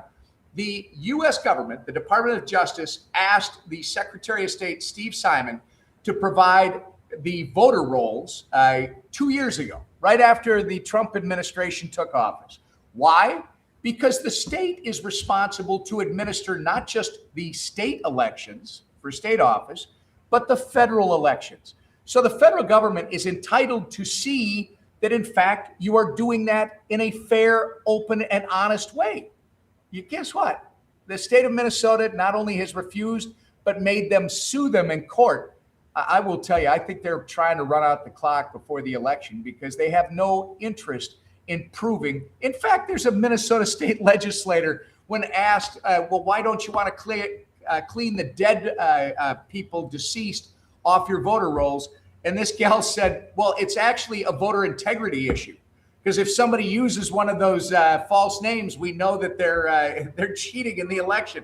John, they have no idea if somebody is cheating in the election because they don't care. So I think what he did yesterday, I think it's just the beginning. And I do think our senators should buck up and pass the Save America Act. 80% of Americans agree with this, Republican, Democrat, and other. Stop telling us what you think the world should be and start listening to the people that you represent. That's what they got to do in the Senate. 100%, Tom Emmer. I'm going to run a clip here that shows that 21% now of Americans believe that, well, the fraud's okay. This is a stunner. Take a look. I want to put this poll up, Nick, because I was kind of surprised at these numbers. This is Fox News polling on fraud. Look at this. It's federal efforts to combat fraud in government programs. You see right there on the screen, too much, 21%, not enough, 60%, about right, 17%. I'm surprised at the 21%. There are 21% of Americans who think that we should not combat fraud. We're spending too much money combating this, and look at all the money we are saving. What do you think about those numbers, Nick? Well, there might be 21% of America who needs the fraud to continue, unfortunately. What is your reaction to this? Well, I think it shows us that the 20%, those are the fraudsters, John. Those are the people we're chasing. I think we're not doing enough. I think we need to do even more to go after the fraudsters. I mean, my state, unfortunately, is the poster child. And that clip that you have of Nick Shirley, he's the guy who came into Minnesota. We've been writing letters. We've been trying to sound the alarm on this for 7-8 years. It took Nick Shirley. First, it took the greatest president in my life, Donald J. Trump, perhaps one of the greatest presidents in the history of this country, to raise this to a national level. I mean, before he brought it up and the Minnesota media thought they were going to take on Donald Trump because he called Somalis exactly what they are, the Somali fraudsters, right? Well, they got into it with him, and all of a sudden they realized they had just elevated this story to a national issue. And then Nick Shirley comes into Minnesota. He does something that our worthless media refused to do. He goes to these different sites and he videotapes. He finds it's supposed to be spelled Learning Center, but it's spelled Leering Center. They can't even get the sign right. There's nobody there. I mean, we've got daycare fraud. We've got autism center fraud. We've got Medicaid housing fraud. We've got fraud in every damn program you can think of. We've got a fraud in the SNAP program, more commonly known as food stamp. Every program in the state of Minnesota, and by the way, California, where Nick Shirley comes from, has got 40 million people. You expect they're going to have fraud. We got 5.7 million people in Minnesota, and we've got billions of dollars that have been bilked out of the taxpayers of Minnesota. Sadly, Minnesota punches above its weight when it comes to fraud. We got to do even more, John. What's the deal with Ilhan Omar? Ilhan Omar, she doesn't appreciate the country that saved her life. Ilhan Omar should be denaturalized and shipped back to Somalia. If she doesn't love this country, which she clearly does not, she doesn't belong here, John. So what's with Ilhan Omar? Ilhan Omar is part of the problem. I hope that Ilhan Omar, Keith Ellison, and Tim Walz, I hope that they can ultimately get enough evidence so they can prosecute all three of them. My constituents keep saying, it's not just, are you going after the fraud? They're saying, when is somebody going to be held accountable for this stuff? I mean, Tim Walz knew this was going on as early as 2019, and he chose not only to do nothing about it, he and his administration literally intimidated whistleblowers to continue making payments to the Somali fraudsters. So these guys should go to jail. You know, yesterday I had on one of your representatives, State House members, Representative Kristen Roberts. Kristen Roberts. Yeah. Robbins. I'm sorry. District 37, West Minneapolis, who's the head of this fraud. She's the head of the fraud division there in the House, and there's no power share. And she was telling our audience, Tom, yesterday that she believes that the fraud in Minnesota is in the excess of $10 billion, in the excess of that. And she says every time they turn over a stone, they see more of it. And she said there are people that are doing this. It's a planned economy. Like they figure out how to do it, and then they bring in all their friends. And she says there's no oversight. You can basically apply for this stuff, she said, on a cocktail napkin and get money. I mean, it's incredible to think that $10 billion is being stolen out of your state government. This is, she said, on an annual basis. How do you guys survive there? I don't know how we survive it. I mean, look, they not only have done all that, John, these people are so arrogant and they are so out of touch. They changed our Minnesota state flag. People listening to your program should go look up the new Minnesota state flag and then compare it to the flag of the country of Somalia. They are almost identical, John. This is who these people are. They're not. They don't love America. They don't love the people they represent. And Kristen is a great example. She runs the fraud subcommittee in the House. She's done amazing work, and if she says it's over 10 billion, I'm going to believe Kristen. I'm very sad when I see articles written by our worthless media There was one, they've already proven almost $1 billion of fraud. And what was the article? Well, it's not quite $1 billion. What? So the the hundreds of millions that you acknowledge have been stolen, that's not the issue. The issue is that you don't have the math perfect. I mean, it's outrageous when you look at what goes on in Minnesota. And eventually, the sad part about this, John, is while I don't agree the government should be administering all these programs in the first place, they are intended for the disabled. They are intended for the elderly. They are intended for single mothers that need the assistance so that they can be productive members of our society. These people are stealing from those that need it the most, John. And I don't know how you look the other way. And that's literally what Kristen is complaining about when she's talking to you, is that she keeps uncovering these things. She keeps turning over another stone and finding another fraudulent program, and nobody seems to want to do anything about it. So God bless Donald Trump for wanting to do something about it, J.D. Vance.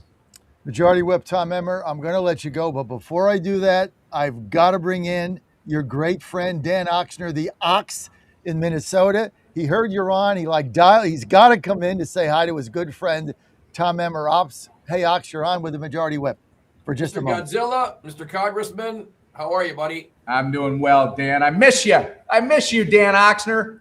Appreciate that. I'm coming soon, though. I'll be there. All right. Can't wait to see you. He is a voice of truth in Minnesota, John. We don't have a lot of them. Well, he just invited me to come up in August. I asked Ann, she wants to go. I'm going to put in my calendar. Majority Whip, Tom Emmer doing the yeoman's work. I don't know how this guy, Dan, gets these votes through Congress with a 2-seat majority. It's just unbelievable. I've never seen anything like this. I've been covering the House since Newt Gingrich in '92. I've never seen him get all these votes through with a 2-seat majority. And he's always got problems in there. I don't know how he does it, but Tom, super job. Thank you. You want to follow Majority Whip Tom Emmer at GOP Majority Whip, at GOP Majority Whip. Final question, Vikings, how many games will they win? We're going to win the Super Bowl this year. This is our year. I'm telling you right now. I think JJ is the man. Nice to have that gamer kid they picked up from Arizona, but JJ is going to lead us to the promised land. Every year is our year. This one, I'm convinced. We'll see. We'll talk after the first game. The gamer kid. Okay, that's a classic. He's a gamer. I mean, the guy's up at 2 a.m. apparently playing Call of Duty when he's got a game the next day at noon, and we've got him in Minnesota. Hey, Tyler, thanks for playing. We'll send you on your way, I'm sure, very soon. Tom Emmer, thanks for being with I don't have an opinion aside from that, John. By the way, you got to love my Twins. My Twins spent no money, and they've almost won 40 games already this year. It's amazing. Hey, I love watching him. I'm a hater, and thank you for giving us Carlos Correa back. He's out for the season. But the Twins did the rebuild the right way. And I've said that on my support shows since the beginning. They kept Buxton. They kept Joe Ryan. They kept a couple of veterans. They did it the right way. And now they got a bunch of AAA players, young players, enjoying the game, having fun, and that's why they're winning. And it is the right way to do a rebuild. You guys are going to win that division. John, from your lips to God's ears, I would love that. That would, us Minnesotans, we just like to have a good season, right? Right, Dan? Oh, gosh, golly, gee whiz, the kids did really well this year. Didn't win anything, but they look really good. No, you're going to win the division. Tigers have tanked, White Sox, but Joe Ryan's going to be the guy. And I tell you what, playing them in even if they get to the wild card, nobody wants to face Joe Ryan in a best of 3 in that first game. He's been dominant this season. That four-seamer that rises is one of the best in the game. By the way, where's your son playing this summer, John?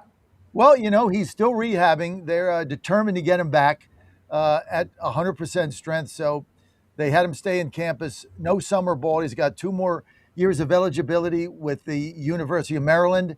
He'll probably be their closer. And we look forward to him having a great junior season. So, Ox, after you get John up to Minnesota, you and I got to go join him at a Maryland baseball game. We got to see this kid of his. Can't wait. You got to come. Hey, 8 stops on the Metro, the Green Line. We're good to go. That's it. Eight stops. Tom, thank you. Thank you for being with us. At GOP Majority Whip, at GOP Majority Whip. Quick word from our sponsors. Ox, next. 2.0 is in full effect. How do you keep up with all the action? I'll tell you. TrumpNationNews.com is your inside source for the inside scoop. Manufacturing, jobs, deportations, and the nation's rejuvenation. The first 100 days and beyond. All the news you need and no liberal gibberish. It's the perfect way to start your day. Sign up for the TNN newsletter. Do it today. TrumpNationNews.com. TrumpNationNews.com. Part of the John Fredericks Media Network. Washington is wasting $500 million every year on a federal supervision system that doesn't work. Probation officers are overwhelmed. Resources are going to people who pose zero threat, while actual dangerous individuals slip through the cracks. The Safer Supervision Act stops the waste and refocuses every dollar on protecting families from harm. President Trump's own pollster found about 80% of Trump voters want this fixed. It's time for Congress to get this done. Stop the waste. Protect our communities. Visit safersupervision.com. Paid for by the Reform Action Fund. Now more than ever, it's imperative to support companies that share our conservative values. That's why I can't be more excited to tell you that I've switched my family to Patriot Mobile. Patriot Mobile is America's only Christian conservative wireless provider. When you switch to Patriot Mobile, you shift your support away from the leftist, woke, progressive agendas of Big Mobile. Patriot Mobile's wireless service works perfectly and seamlessly as you go about your lives with exceptional nationwide coverage that uses the same towers the main carriers use. Patriot Mobile donates a portion of every dollar earned to causes you care about, to organizations that fight for religious freedom, First and Second Amendments, sanctity of life, and the needs of veterans and first responders. Patriot Mobile has plans to fit any budget, along with great discounts for our veterans and first responder heroes, as well as multi-line users. Switching is easy. Just go to patriotmobile.com/Godzilla or call their U.S.-based customer service team, 972-PATRIOT. That's 972-728-7468. Use offer code Godzilla for free activation. You know, you can't turn the ball over 5 times like that. Holy crap. I don't know who the hell we think we are when we do something like that. Unbelievable. 5 turnovers. One of them, we've thrown 4 interceptions for touchdowns this year. That might be an NFL record. That's pitiful. I mean, it's absolutely pitiful to perform like that. Pitiful. What's that? Playoffs? Don't talk about it. Playoffs? You kidding me? Playoffs? I just hope we can win a game. He's your Godzilla of the truth in America. It's Godzilla! No gibberish or nonsense, just common sense. And now back to the John Fredericks Show.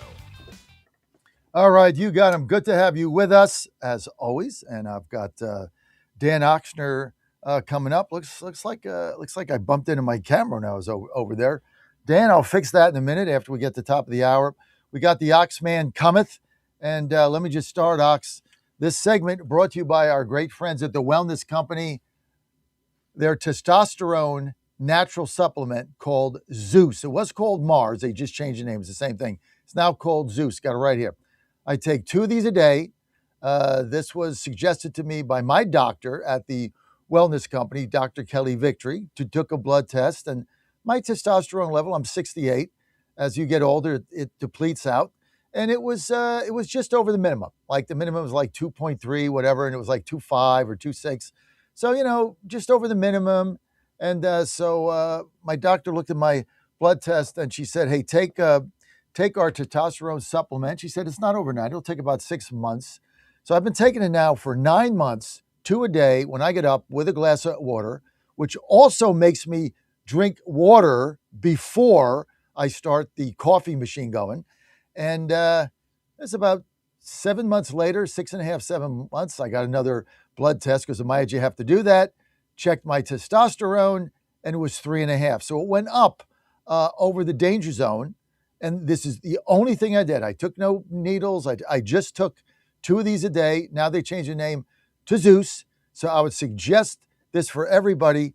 It's all natural supplement, naturally helps your testosterone as you get older replenish.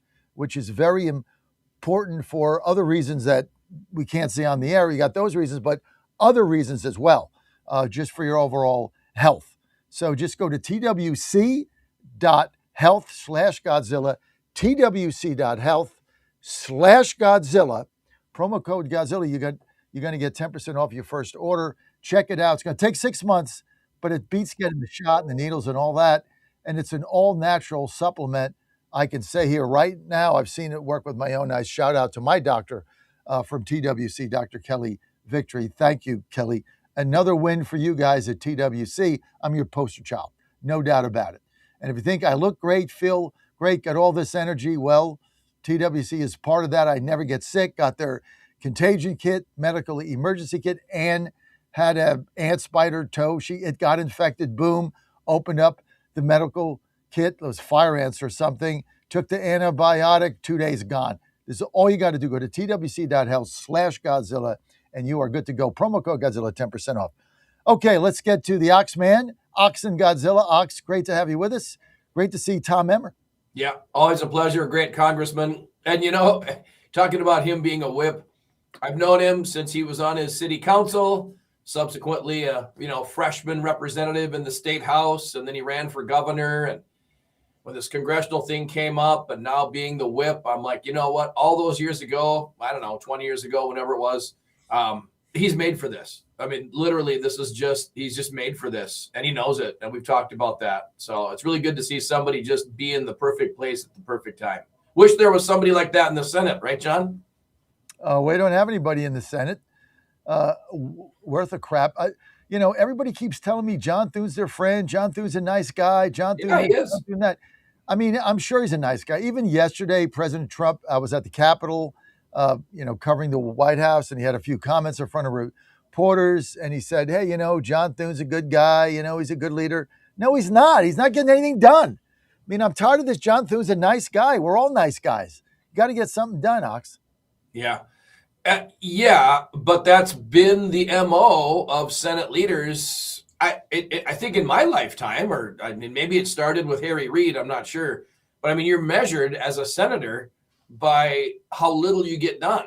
And then they parade it out like, well, we're supposed to be a deliberative body and we're supposed to hold things up and whatnot.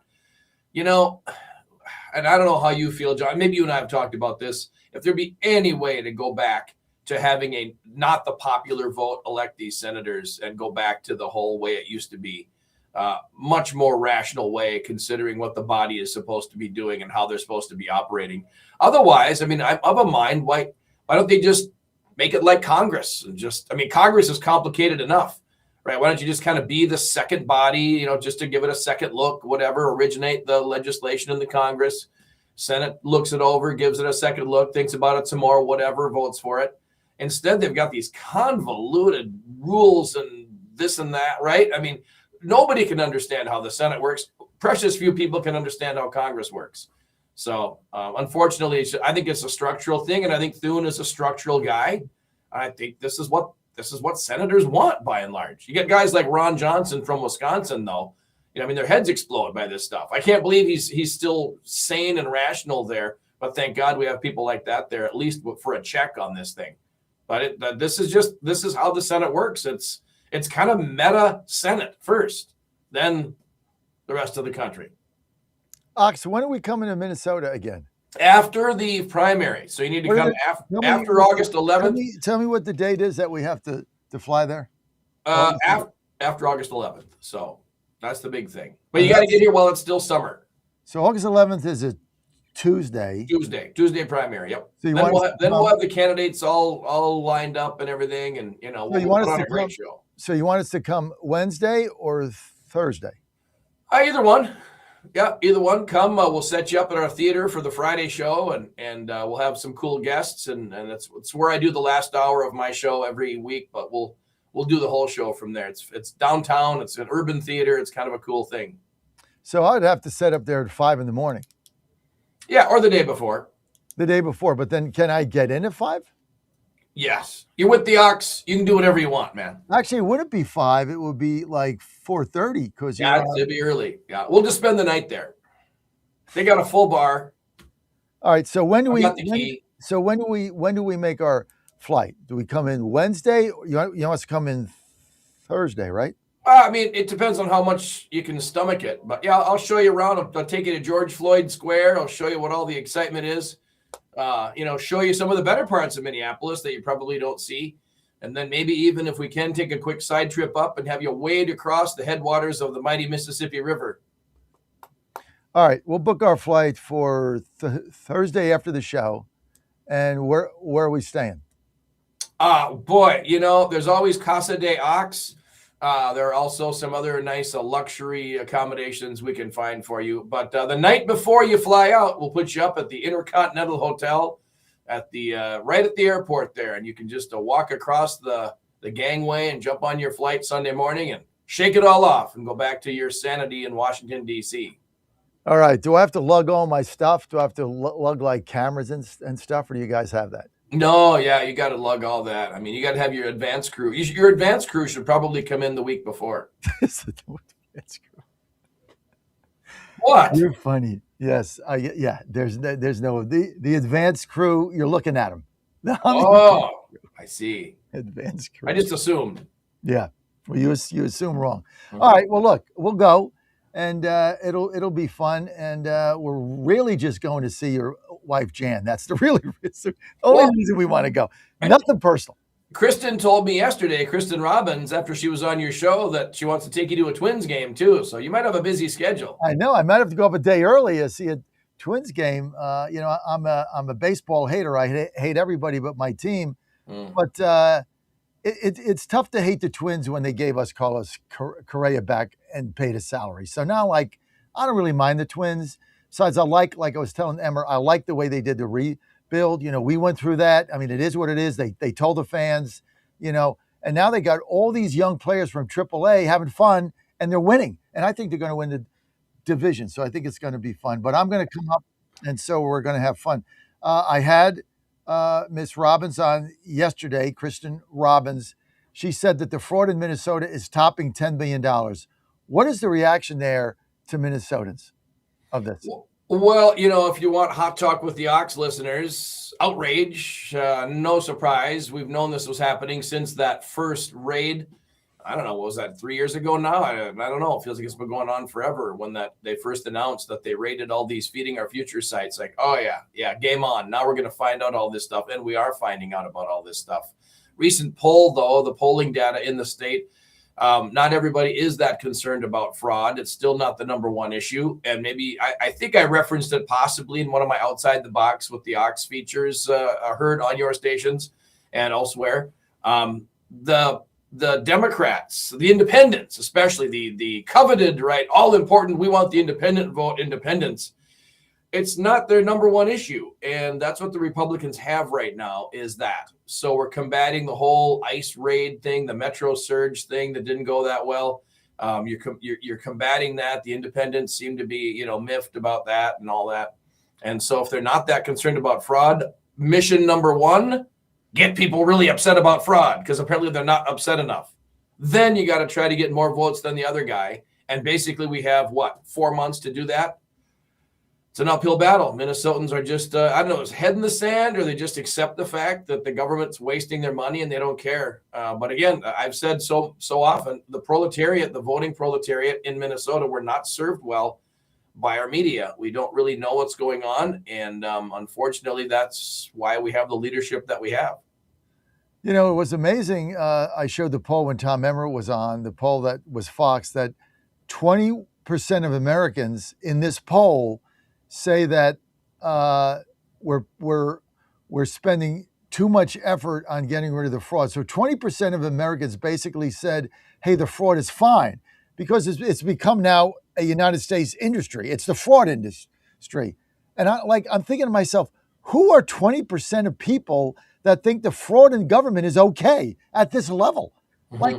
They're fine with it. Is it just a fraud? Are there 20% of people committing fraud? Or is it just the communists and the Democrats don't care because they know that fraud money somehow goes back to them to win elections and get power? How do you explain 20%, 21% of Americans saying they have no problem with this level of fraud? How do you even explain that? Well, it's the old adage. There's two kinds of people, if you will, two kinds of politicians, but now it's kind of transcended into just the population. Those who know where the money that funds government comes from and those who don't. I would say that that 20% that you're citing, they've never considered where the money comes from for government. They just think it is. It just exists. It is there. And I think that's the core problem. They really don't get where the money comes from. And I don't know, maybe they're Democrats that are willing to pay and not worry about the fraud. They're rich Democrats, the great oxymoron, or they're not paying taxes, right? They don't care. It's not their tax dollars. But for people that pay their tax bill sometimes twice a year, 4 times a year, if you're in business, whatever, or once a year for regular people filing, you got to look at that and say, that's where the money for government's coming from. It's coming from my taxes. But alas, so many people don't see it that way. They just think money is that the government. I don't know. I think that's the issue. I don't know how a government can survive with $39 trillion of structural debt, and what Elon Musk said was $1 trillion in fraud. How do you exist as a country? Eventually, you're going to collapse until you got to get this debt can't keep growing. And this fraud is like, it's just incredible that people are accepting this level of fraud. Like, well, it's okay. They need the money. I just don't get this. That poll, of any poll I've ever seen, that thing, I almost fell off my chair when I saw that. Yeah, I would read into it, not so much that people don't care about fraud, but they're not thinking of the government as their money. Absolutely incredible. All right, let's go over Minnesota politics. New poll out, Mike Lindell leading. He could win your primary. Is that real? Yeah, and I've said that, all along. There is a path. There has been a path for Mike Lindell all along. So I got to tell you, there's a small town. I mean, like a small town, like 3,000 people, whatever it is. It's about 15 miles out of St. Cloud. They had a parade the other day, right? I mean, literally, it's not even really a regional center. This is a small town. Mike Lindell was in that parade handing out 1,000 pillows. I mean, that's the kind of, guerrilla marketing, get out there and get it done type thing that has been lacking, I think, in a lot of our politicians. I don't know that any of the other gubernatorial candidates had floats in this. I was in the parade, so I didn't get to see the parade. When you walk in the parade, you only get to see the units right around you. But the Mike Lindell guys were just behind us. And I'm just like, that's the kind of stuff that this guy's doing. And that's going to win friends. And that's going to win votes. Plus the August 11th primary. It's, in Minnesota, we get like 5 nice days. And if it's a nice day on August 11th, people are going to be at the lake. They're going to take the day off. They're not going to think about voting. So if you got a guy that's at their local small town parade handing out pillows, that could change that paradigm. And they're going to go vote for him. But that being said, it's still a heavy lift. I'm not at all. We have 2 great candidates and Mike Lindell. But there was did I tell you about the drunk chick at the Republican convention? I was sitting in the back media area for the candidate forum. She was drunk behind me, and she just taps me on the shoulder and says, Mike Lindell, it's the only candidate. We don't care in Minnesota what anybody's like. We don't care what their policies are. We just want to know if we recognize their name. And I'm just like, you know what? People just like that said that about Jesse Ventura. People just like that said that about Al Franken. Boom. They were right. So name recognition is everything. Plus Mike's got spirit. He's got a different way of campaigning. We'll see. But the big question is, if he can win the primary, how does that then transfer into winning the general election, which is the major concern? Can you, I know you told me this, the winner of the primaries in Minnesota, is it a plurality, a straight plurality? Is it a runoff? How's that? No runoff. No, whoever gets the most votes. So with 3 candidates, you could win with just over 1/3 of the vote. Yeah. And there are a couple other peripheral candidates still too, right? There's always those randos that are on there. So yeah. So if he gets 35% of the vote, he can be the Republican nominee for governor. He could be. God bless him. There's a real path. Apparently, I was reading. I didn't get into the article. I was glancing at it, but apparently, he said Dominion dropped their $1.3 billion suit against them or something. Did I read that right? Is that what Mike said? I don't know. I don't know. I saw it on Facebook or somebody sent it to me, but I didn't check it out. So that's why I didn't talk about it today, because half that stuff is not even real. So if I don't verify things 3 times, I don't even talk about it. Ox, thanks. People want to follow you. Where do they go? At Hot Talk with Ox or KNSIRadio.com. 2 good ways to listen to the Ox. All right. John Fredericks Media Network. We're going to be right back. I'll be in Minnesota. Looks like August 14th. Can't wait. See you then. Venezuela, as it deals with a devastating natural disaster. It's killed at least 164 people, almost 1,000 injured. Powerful back-to-back earthquakes struck Venezuela on Wednesday evening. The 7.2 and 7.5 magnitude earthquakes collapsed buildings and sent panicked residents into the streets as communities across the South American country sustained damage. Buildings were evacuated in cities and areas were impacted as far as Brazil's Amazon, about 1,000 miles from Venezuela's capital. Acting President Delcy Rodriguez declared a state of emergency. The earthquakes, among the strongest to strike Venezuela in more than a century, occurred shortly after 6 p.m. local time. I'm Karen Shaman. And less powerful quakes have rattled parts of Northern California and Japan. Just as President Trump predicted, oil prices are coming down now that the Iran war seems on its way to being resolved. But the president's upset that gas prices, also on the decline, remain stubbornly high, suggesting that big oil could be to blame. So it's ExxonMobil, it's Chevron, it's Shell, it's BP, it's a lot of them. The gasoline or the oil prices have come down so much, and we are not seeing anything at the pump by comparison to what it should be. Today's AAA national average, $3.91 a gallon for regular. That's down a penny from yesterday, but the president says he thinks gas should be going for about $2.25 a gallon.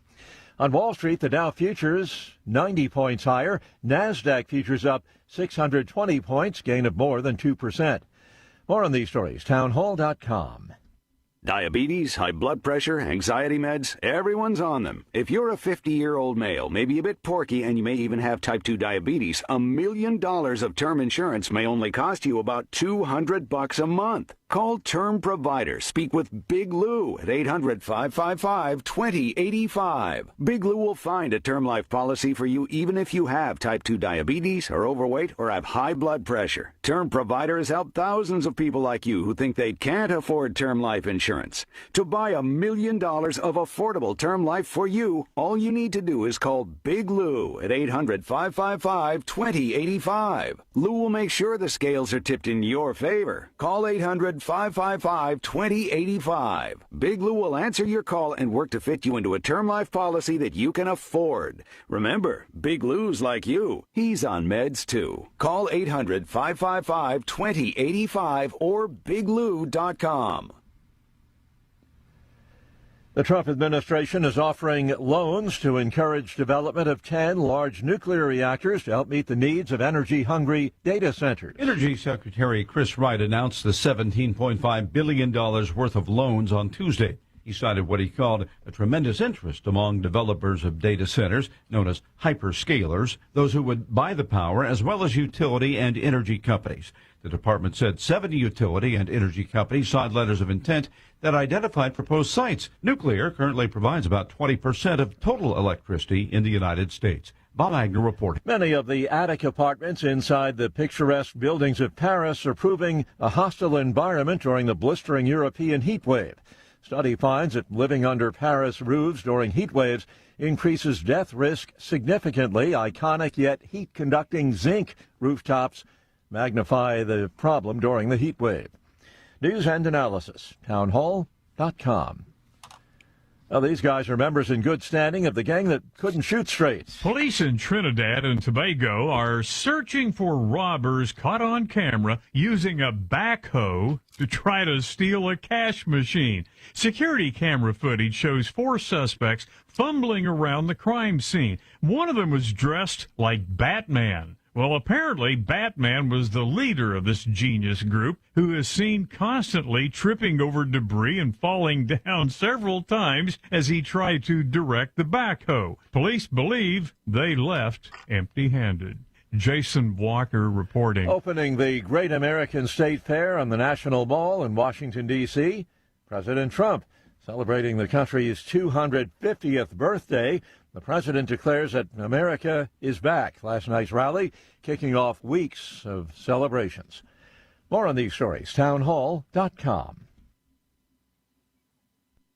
Lifestyles Unlimited is a real estate education group that gives you the roadmap and resources to start building income through real estate. You'll learn practical strategies for using investment properties to create extra income and make informed decisions, one step at a time. Join today for just $297. That's a 60% savings off the regular price of our real estate education program. Text RADIO to 88007. That's RADIO to 88007. Presented by Lifestyles Unlimited. 1775 Coffee is giving away free starter kits. Try the dark or medium roast coffee with longevity blend, an infused blend with anti-aging calcium alpha-ketoglutarate, which has been clinically proven to reduce biological age. When you purchase the first 2 bags, you'll receive a free 1775 starter kit, including a third 16-ounce bag of coffee, a matte black tumbler, a frother, a gold scoop, or a reusable K-cup filter. Just order now at 1775coffee.com/Godzilla and claim your free 1775 starter kit while supplies last. The Trump administration has brought positive changes when it comes to fixing our broken healthcare system. If we really want to make America healthy again, well, that starts at home. And that's where the Wellness Company comes in. You see and hear from the Wellness Company doctors all the time, and you know their products are the gold standard for keeping you and your family safe and healthy, giving you the opportunity to make sure you're prepared for whatever happens with their prescription medical kits. Additionally, the Wellness Company offers a variety of products, from parasite cleanses to methylene blue to weight loss and so much more. Make America healthy again starts at home. Do your part and protect the health of you and your family. Live a healthier, longer, and more satisfying life. Go to twc.health/Godzilla and order. That's twc.health/Godzilla. Use promo code Godzilla to save 10% today. Bad decisions limit future options. Make enough bad decisions and you will destroy your life. Listen to The Flatline with your host, Rick Hughes, every Sunday morning on the John Fredericks Radio Network. The Flatline describes a main line of resistance in your soul, built on God's Word. Join us every Sunday morning for 30 minutes of inspiration, motivation, and education, all without manipulation. That's The Flatline with Rick Hughes, heard here every Sunday at 8:30 a.m. on the John Fredericks Radio Network.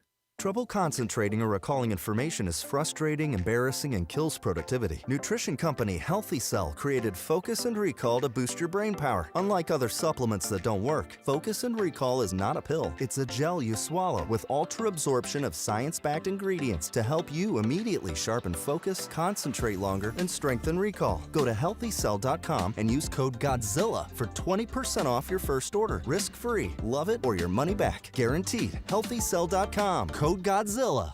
Hey folks, Al Green here for SatPhone. When you're on the go, you want to know you're connected. If it's a family vacation or an off-the-grid escape to a remote destination, having reliable communication helps you feel safe and secure. You can't afford to find yourself in a dead zone. That's why you need SatPhone. SatPhones are reliable, durable, and give you global coverage. If you can get outside, you can get in touch. It's that simple. Make calls from your SatPhone to any regular cell phone in the United States. The phones are a $1,500 value, but you can get yours free. Just sign up for a 15-month plan, $94.95 a month. Get 150 minutes monthly that roll to the next month. Go 3 months without using them, that's fine. Yes, 3 months, 450 minutes, all yours. Visit SAT123.com or call 855-980-5830. SAT123.com, 855-980-5830. Get surety and security with your SatPhone. Call now. Later on, at summer's close, the crack of bats where heroes rose. We cheered at games beneath the sky, remembering those who sacrificed. Oh, liberty, land of the brave and true, blessed by God in all we do, from golden shores to mountains grand. The greatest blessing in this land, we raise our voices clear and bold, a story that will not grow old. Live from the studios of the John Fredericks Media Network, it's The John Fredericks Show. Grab yourself a cup of 1775 coffee, sit back, and get ready for the best 4 hours of talk in the universe. To be part of the show, just call our toll-free number, 888-480-5646. And now, here's the Godzilla of Truth, the Oracle of the Deplorables, the man who trucks the truth from coast to coast, John Fredericks. Well, good to have you with us. I'm John Fredericks, your Godzilla of the Truth in America, your Oracle of the Deplorables. Great to be with you today. Coming to you live in your nation's capital, Washington, D.C., the cleanest, most beautiful, safest city in America. That's what I've been saying for a year, and now President Donald Trump finally taking my line word for word. See, they do listen to what I'm saying. Got elected Ward 2 chairman. Thanks for all of our supporters and donors. Joe Rubin being one of them, won in a landslide there. And I'm going to be representing the White House in my ward. So that's kind of fun. And be on the ANC. So we're looking forward to that, running for that as well. Good to have you with us. Joe Rubin coming up. Oh, my goodness. We have a lot to talk about, Joel. Lace them up and lace them tight, my friend. Your party has gone absolutely bat crap, communist, anti-Semite, crazy. Oh, my goodness. Lots to talk about with Joel coming up. As you know, the next couple days, we will be in Colonial Downs at my suite. Racetrack opening today, post time 12:30. As soon as my show is over, see ya. Ann and I going to Colonial Downs for opening weekend. Can't wait to do that. And we'll be doing our show live there tomorrow at Colonial Downs. That's going to be fun in our suite. And also we'll be there on Saturday, too, for our Godzilla Win Show. All that good and all that coming up. Joe Rubin next. But one of the things that I do when I travel is I have my Starlink Mini. If you don't have this thing, this is the greatest thing ever invented by Elon Musk, ever. This thing, I fit it in my briefcase. Okay, it's this big. I don't have it now because I'm packing it for today for the Colonial Downs tomorrow. Like, I don't need a hard line, right? And, you know, those jetpacks, I got like 3 of those, ATT. You know, they're fine, you know, when you're in a hurry in the car. But I tell you what, you get this Starlink Mini, okay, it's $169. And then I pay like $69 a month. So it's actually cheaper than a jetpack. And all you got to do is turn it on and put it by a window, and you get amazing internet speeds. Like when I go to a hotel, like I can't function on the hotel internet. Like you sit there, you wait, then people get on, it slows down. I don't have time for that, man. I got to get connected. I got my Starlink Mini, right? So I'm going to take it to my suite tomorrow, put it right outside, boom. I get the best uploads. In the car, you just put it by your window. It gets you're connected 100% of the time. And it fits in my briefcase. That's how cool this thing is. This is the greatest invention ever. It's very light, it's compact, it's so much fun. It's only $169. If you own a business, this is a must because you're never not connected with a Starlink Mini because you're going to get that satellite connectivity at downloads as if you got a hard line, no matter where you are. That's why it's such a great device. All you got to do is go to sat123.com. Sat123.com. That's where I got my satellite phone. That's where I get my Starlink Tina Blanco, brilliant lady. Go to sat123.com. Get your Starlink today. You own a business, it's a must. You just take it. You take it right in your bag. You take it in your backpack, and it's light and it's easy. And I don't know why you even have these 3 jetpacks, right? Because those are all like $50 a month. There's $150 down the drain. I never put them on because I got my Starlink. I should just cancel them all, right? But they're better, and you get tremendous speed. Check this out. The new thing, Starlink 123. Go to go to sat123.com. You're good to go. Joining me now, Joel Rubin. Joel is a Democrat, ran for Congress of Maryland. Joel is a Jewish American, and Joel also was Undersecretary of State in both the Obama administration and the Biden administration. Joel Rubin, Tuesday, New York. I'm not even going to frame it. What the hell is going on? Well, John, first of all, congratulations on your victory, right? I want to start with the positive news. It's good to see someone who's won a race who I want to talk to and who I know doesn't hate me because of my background. So thank you for that, for being a normal person. I love you because of your background. The exact opposite. Thank you. You're friend. a great guy. Thank you.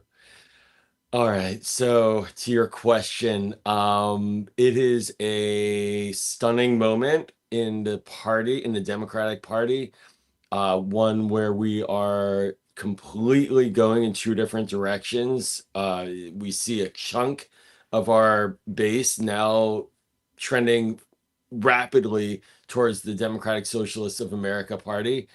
And I have some light coming in, so sorry for the splotch look there, but I'll close the shade in a second. But in New York was horrific. We saw 3 races where Mayor Mamdani endorsed, and he won all 3. He did not, however, endorse in every New York race, and in many of those, the Democratic winner was someone who's backed by AIPAC, for example, and is very strongly supportive of Israel, be it Grace Meng or Hakeem Jeffries, Tom Suozzi, a bunch of other Democrats in New York. But in the 3 marquee races that he endorsed in, defeating Dan Goldman, defeating Adriana Espaillat, and then taking an open seat to replace Nydia Velasquez, all 3 of his DSA candidates were victorious. And it's a real thunderclap in New York politics. He also did down ballot races as well, and he won all of those. So Mamdani is trying to open up a hard left, anti-Jewish strain inside of the Democratic Party.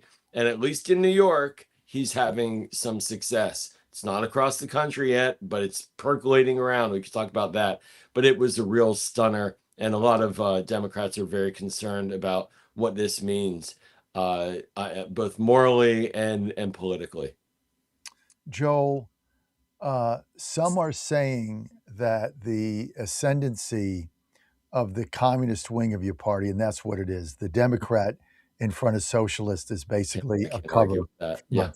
Right? This is a communist uprising within America. It's real, and it's within your party. But some are saying that it's not necessarily fueled by economics. It's equally fueled by anti-Semitism, anti-Israel, anti-Jewish people. Elaborate on that. So the unifying factor in all of the races where Mamdani engaged, and so let's call it that, but then I'll call it DSA for simplicity's sake, but I agree with you. It's the party that wants free stuff.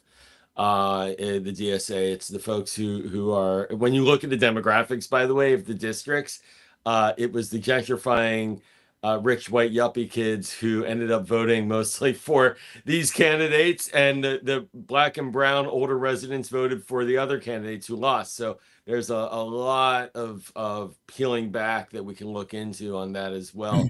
But the unifying factor amongst these candidates is that they espouse a hatred of Israel, that they are incredibly obnoxious to American Jewish institutions and organizations, and that they publicly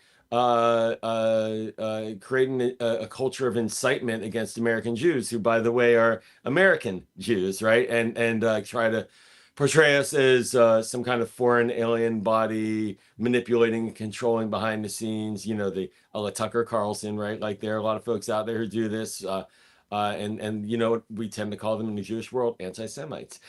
And so, you know, there's an example. Mamdani did a rally a couple of days before the election where he called AIPAC.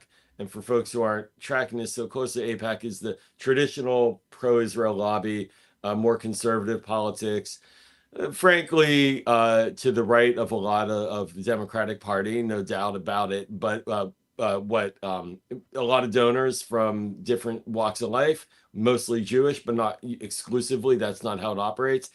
And Mamdani called them monsters, and he was criticized by Jewish institutions that are not political for this, and he wouldn't back off. He doubled down when asked about it. And if there's one thing we know about hate, the folks who really want to traffic in hate, their first step is to dehumanize their opponent. And you call someone else a monster because you don't agree with their politics, you're dehumanizing them. And so that was a real stunner, and that's a real problem. Why the hate all of a sudden for American Jews on the left? What's driving this? You know, I think what's happening is we're in this horrific, perfect storm, imperfect storm, but a perfect storm of a combination of the wars in the Middle East, where you have a lot of pain and suffering. There's a lot of death in Gaza and Iran, period. You have an activist class here that's always been in the base of the Democratic Party that is very tied to Palestine, very tied to opposing the state of Israel writ large. It never really gained a lot of traction. And now, because of the war and the sort of ongoing assaults there, they have used that to mobilize on campus, as you saw, after October 7th. And one of the candidates, actually, who's going to be a member of Congress, Daria-Lisa Chevalier, we call her, we're basically saying she was there. So what we mean by that is she was there on October 8th, the day after, at pro-Hamas rallies, essentially screaming against the state of Israel while Israelis were still being dragged into tunnels in Gaza, and she was protesting Israel. So that's the strain. And what's happened in Democratic politics in the base is that this was always one of the many issues. And so the Palestinian activist group would always try to get that to a higher level of the issues of the broader progressive community. And after Gaza, it jumped to the top. And now you add to that the layering of Donald Trump, and there's this just hysteria consistently about him. And then you add to that the war now in Iran and the Prime Minister Netanyahu, and it all just comes together. And then there's money with AIPAC, a large PAC, super PAC, along with many other super PACs, that is spending significantly to defeat these candidates.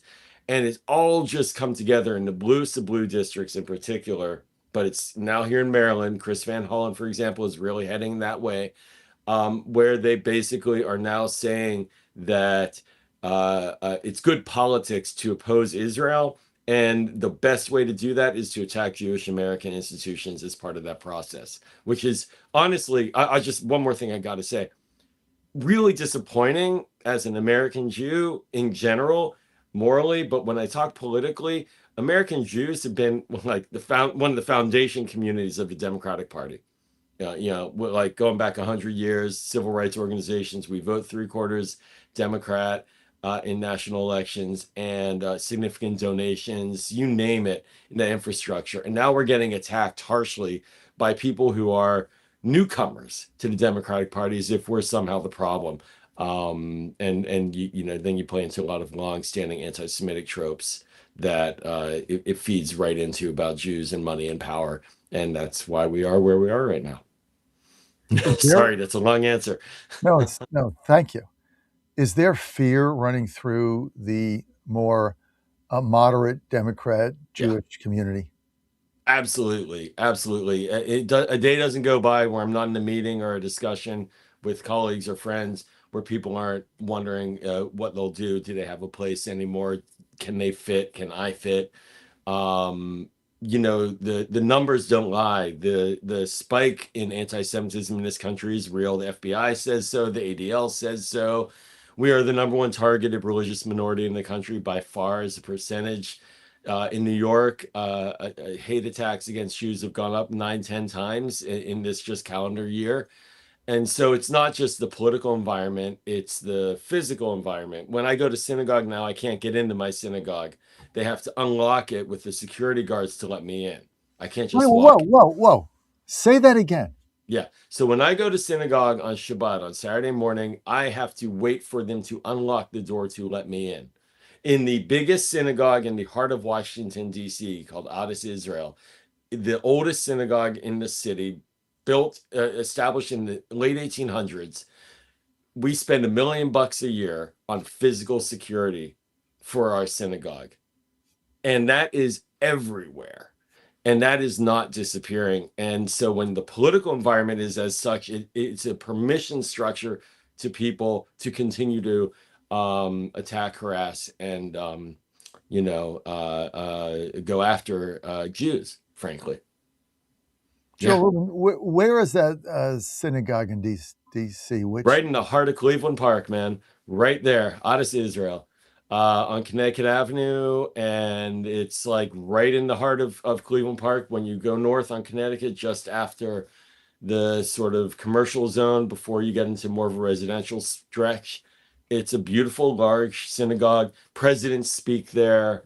It's the oldest synagogue in the city. It's the biggest synagogue in the city. It's a very open, liberal community. I mean, I tell you, this is how we self-describe. A very thoughtful community of people, of many leaders from the political community of Washington, D.C. A great school for young kids. They call it the Gun, which is Hebrew for garden. Many people go there, not just Jewish kids, for the pre-K. So it's a really fun, fancy is overstated, but very beautiful place. And now it's like in lockdown on a daily basis. What do you tell your family?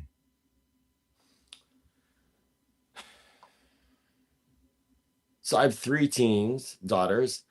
They're very aware. They're very smart. They know that here we have a lot of, in this part of the country, we have a lot of allies and support, but I tell them also to be smart. We talk about bullying online. They are very angry about the language being used towards Jews. It bothers them. They don't like it. They have strong identities, but they're not, overtly actively like religious, and they're American kids who are Jewish. And I tell them, that we have been through worse, and we will persist. We have many friends in this country, and we have many friends around the world, but it is not, it's not a comfortable thing for me, because I don't like the idea that someone's just going to start harassing my child because they happen to be born Jewish. I think it's horrifying. That they will get targeted because their last name is a Jewish sounding last name, right? But that is a reality right now, and so you give them the support. You're always there, and you have pride in who you are. So I'm going to Israel on Sunday for a week for a security conference. I'm proud of being Jewish, and it's not going to change because there are a bunch of people out there who are hating on my people and want me to stop being Jewish. In fact, there's one thing you know about Jewish people, John, we're pretty thick-necked. We're not going to take this, and we're not. But it's very difficult right now. Are your parents still with us? Oh, yes. What do they think about this? In all their glory. They are in Squirrel Hill. In Pittsburgh. Yes, sir. Yinzers. They're Yinzers. They might be the only people in Pittsburgh who don't follow football. But my dad's a New Yorker who met my mother at Carnegie Mellon many years ago during college. She's from Pittsburgh, and they're still there in Squirrel Hill. If you're a Squirrel Hill Jew, you have a bit of a different view of these things because Why? They were at the Tree of Life Synagogue. The one that got bombed, right? No, it got attacked by a terrorist who went in with a gun and shot and killed 11 people. on a Shabbat Saturday morning. They were there for the Friday night service, which is the beginning of the Sabbath. So for your viewers, the Jewish Sabbath begins on sundown Friday and ends on sundown Saturday. So on Friday, we have a Sabbath service, and then on Saturday morning, we have it in synagogue. And so that's sort of the typical way of doing things. So they went to synagogue on Friday night, went home. Saturday morning, the guy goes into the synagogue when they're preparing for the Sabbath prayers that morning on Saturday, and that's where he massacred 11 people. And so Squirrel Hill Jews are we have that in our mind. And I think that's why Sarah Fetterman, who's a Pittsburgh guy, basically made common cause with the Jewish community. It was like, at this point, nothing I do will ever create separation between me and the Jewish community. And that's, I think, why he's so strong on Israel support, despite all of the political blowback he gets. And they are, pissed off. We're all pissed off. My family got here in 1905. My great-grandfather was the immigrant. My grandfather served in World War II. All his brothers were in World War II. My dad was in the reserves during Vietnam. We're like regular local American people, and and very tied to being Jewish and proud of our roots and our connection to Israel. And we are pissed off. Frankly, we're pissed off. There, how's that? How's that for That's the good. No, Joe. stop? I mean, I'm just trying to. Our audience is trying to understand, our non-Jewish audience, what Yes. you're going through. Obviously, our Jewish audience listening to you're resonating because they're going through the same thing. Well, As an- it's very demoralizing, if I may say, John. As an active participant in American life, as a father of children, as someone who, for me personally, I've engaged in public service as you have, and you understand. We're trying to build a better America, and we're allowed to have our arguments and debates, and you and I have different viewpoints on a variety of policy issues, and this is normal in a healthy democracy. What's not normal is to use hate to mobilize political power. And to me, that's where it slips into over the line. There are going to be haters because they hate because they're ethnic bigots, right? And they're going to hate Jews. And that's just sort of like a ridiculous but unfortunate factor of life. What is very dismaying to me at this moment is to see a political environment where it sees an advantage politically by engaging in that kind of hatred and incitement. That is new. That is not something that I grew up around. That is something that, our generation, it was always shunned. You don't do that. You don't do anti-Semitism as part of your platform to get people to vote for you. And that's now flipping. And that's what's very distressing also as someone who's engaged in the political process. See, what you just said, I think, really sums this up, that using hate as a political motivation against Jews. I mean, that what you just said there is really what I was trying to get to the bottom of. Like, what is, because a lot of people that I talked to after New York yesterday at the White House were telling me that, because I was there, I was in the pool yesterday, saying that this was less about economics and more about hating Jews. That's what the motivating thing. They were saying that if you look at the numbers, that's the one thread that was consistent throughout. So let me ask you this. I'm just throw this out there, and I can feel your anguish and pain. Okay, I can feel it. Very palpable, Joe. So thank you for sharing this. Thank you. Is there a home for your community within our Republican tent? Is there a home for you here? It is a conversation that a lot of folks are having. It's a challenging one because there's so many things that go into a decision about what party one wants to be a part of. But if you're looking at it from a purely Jewish lens right now, and if that's the only determining factor, right? And I would not recommend that there only be one determining factor for anybody to join a political party. But I wouldn't say that, you should ever ignore the thing that you care about most either. I would say that there is a sense of being pushed out right now by the party, not necessarily that people are ready to jump, but the being pushed out, which means that, yeah, there's a group, there's a set of people like myself who are long-standing Democrats who are concerned about not just being the Jewish dynamic, A, and then B, being pushed out. And here's the one edgy angle where I'll get blowback for what I'm saying now from some people who say, well, it's not Jewish, it's just anti-Israel, Joel. So, we like Jews, we just don't like Israel. Okay. But that is an argument that people make. Like Mamdani says, I support Jewish safety. I just don't think Israel should exist. Make that make sense, okay, John? But that's what he says, and it still works for some people ridiculously. But that is a thing. But I do think that there's an opportunity, and I guess I'm publicly saying what I'm hearing privately, for people like me to flip. But it's gonna be because of a sense of being pushed out.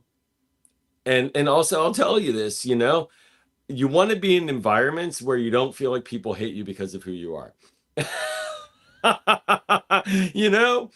Ultimately, this in the Yiddish word is kishkas. You notice in your bones, you notice in your kishkas that politics is a sport of feeling and emotion as much as it is of the head. And if you lose that feeling, man, then the connection is severed. And I think that's the risk that we're at right now for Jews in the Democratic Party.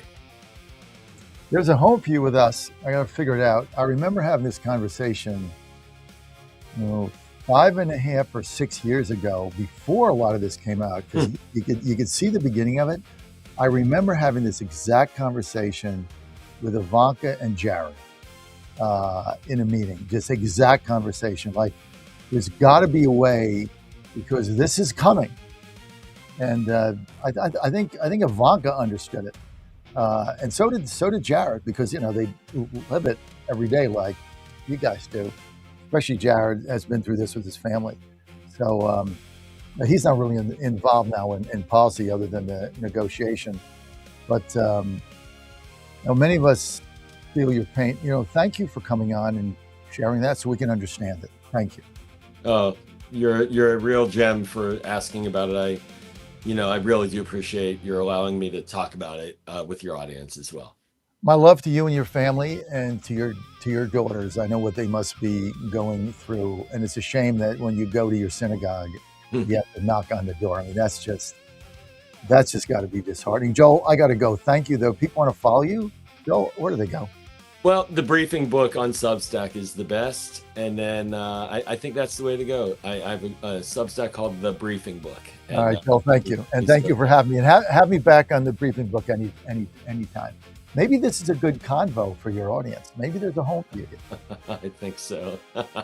Thank you, Joel. I think so. John, all right, appreciate you. Thank you. Stephanie Bahala coming up. DC Dispatch 9. Stay with us.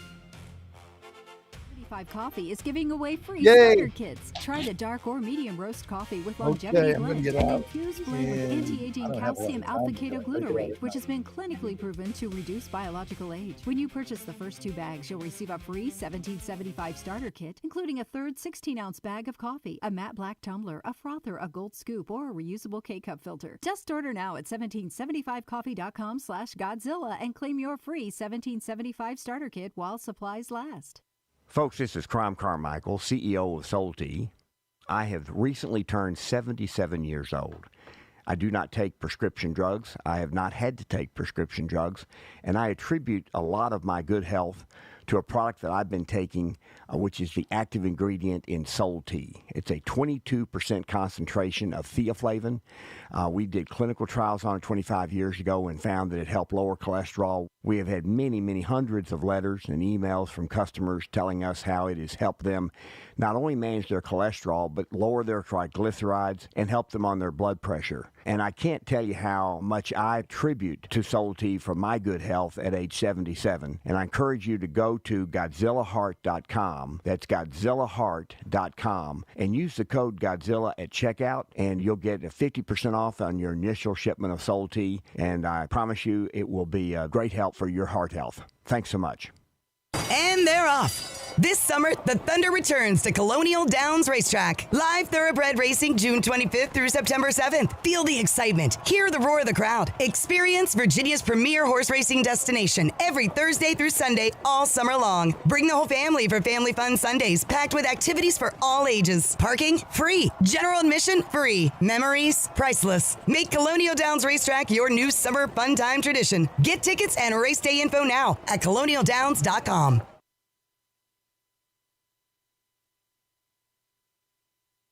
Now more than ever, it's imperative to support companies that share our conservative values. That's why I can't be more excited to tell you that I've switched my family to Patriot Mobile. Patriot Mobile is America's only Christian conservative wireless provider. When you switch to Patriot Mobile, you shift your support away from the leftist, woke, progressive agendas of Big Mobile. Patriot Mobile's wireless service works perfectly and seamlessly as you go about your lives with exceptional nationwide coverage that uses the same towers the main carriers use. Patriot Mobile donates a portion of every dollar earned to causes you care about, to organizations that fight for religious freedom, First and Second Amendment, sanctity of life, and the needs of veterans and first responders. Patriot Mobile has plans to fit any budget, along with great discounts for our veterans and first responder heroes, as well as multi-line users. Switching is easy. Just go to patriotmobile.com/Godzilla or call their U.S.-based customer service team, 972-PATRIOT. That's 972-728-7468. Use offer code Godzilla for free activation. The Bears are who we thought they were. And that's why we took the damn field. Now, if you want to crown them, then crown their ass. But they are who we thought they were. And we let them off the hook. Don't touch that dial. You found your home of the truth. Do you solemnly swear to tell the truth, whole truth, and nothing but the truth? With the best analysis in America. You can't handle the truth. And now back to the John Fredericks Show.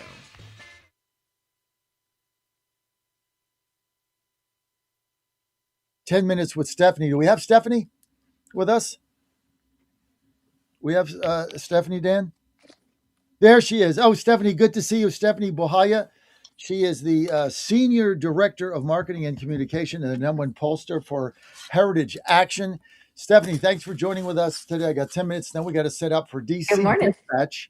So thank you for being with us. Stephanie, I was excited about having you on today, and you got to get on a regular basis. You're the only, other than John McLaughlin, you're the only pollster that I really trust that can give it to the people straight. So thank you for what you do. And I had a great narrative today on my vision for the Heritage Foundation that Dan is going to send me. I'm going to send it to you guys because I have a vision, and maybe it fits with you guys, maybe it doesn't.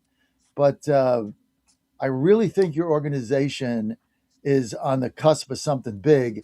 I love Dr. Kevin Roberts. He's a populist. You got rid of all the old guard. Don't let the door hit you in the butt on the way out. I don't really care. The new people you got in, they're movers and shakers. They believe in the populist movement. And you're taking the Heritage Foundation from a sleepy, Reagan, Bush this, Bush that, traditional Republican you guys can be on the tip of the spear of MAGA 2.0. And I really feel strongly about this. I think you guys are going to be something to be reckoned with going forward. I want you to shape the future of MAGA 2.0. Does that make sense? Yeah, so that's a great segue into a poll that I had pulled up that I wanted to talk about today from Quinnipiac. That they were, I thought it fit well with the America 250 theme, and they polled folks on life, liberty, and the pursuit of happiness. Americans say the U.S. is falling short. So I wanted to kind of pull that together, and that fits in very nicely with what Heritage is trying to do, right? We're connecting with families, pursuing opportunity for work and wealth, and preserving the future for generations to come. We want people to succeed. We want families to be whole. We believe in the American dream. We want people to be able to own a home, and we understand that the economy is difficult. And so, how do we get to these solutions? There's a lot that goes into it, and so very excited about what we're doing at the Heritage Foundation and Heritage Action to get those policies across the finish line at the federal level, but also at the state level. A lot of people don't know that we work in, I think we're in 30 states now, trying to push conservative policy in state houses and get legislators the policies that they need so that they can bring relief and, hope and prosperity to their states. All these polls out there showing that how discontent people are, Trump underwater with the economy. We have a phenomenal economy. Gas prices are going down. And then, now I get polls out showing that the Democrats don't like America. They don't want to celebrate, the 250. They think they don't like our country. They don't believe in us. I mean, what is going on here? I don't know that the polls are correct. So, I just mentioned this Quinnipiac poll that I pulled up to share with your listeners today. And it's very much the Democrats and the independents are heavily, saying that, our best days are behind, I'm reading through the tabs, our best days are behind us, that they're not proud to be American. That they think freedom of speech is in danger, that democracy isn't healthy, that they don't believe in the American dream is within reach. So I dig, and the numbers are very fascinating to me because on all of these, when you look at the Republican numbers, they're very high. They believe, they're proud of their country. They do believe that their rights are being protected. They agree that the economy is faltering and needs some help. But that's easy to see because you can look at your pocketbook, right? But then I decided, okay, so what is the data really saying? And I pulled open the methodology, which I always do. That's the first thing I do. I read a poll and I read the results. And the first thing I do is go over to the methodology. And I see that the party identification, the breakdown of the demographics on this poll is heavily overweighted on independents. So it's got independents as 39% of Americans, which is just not true.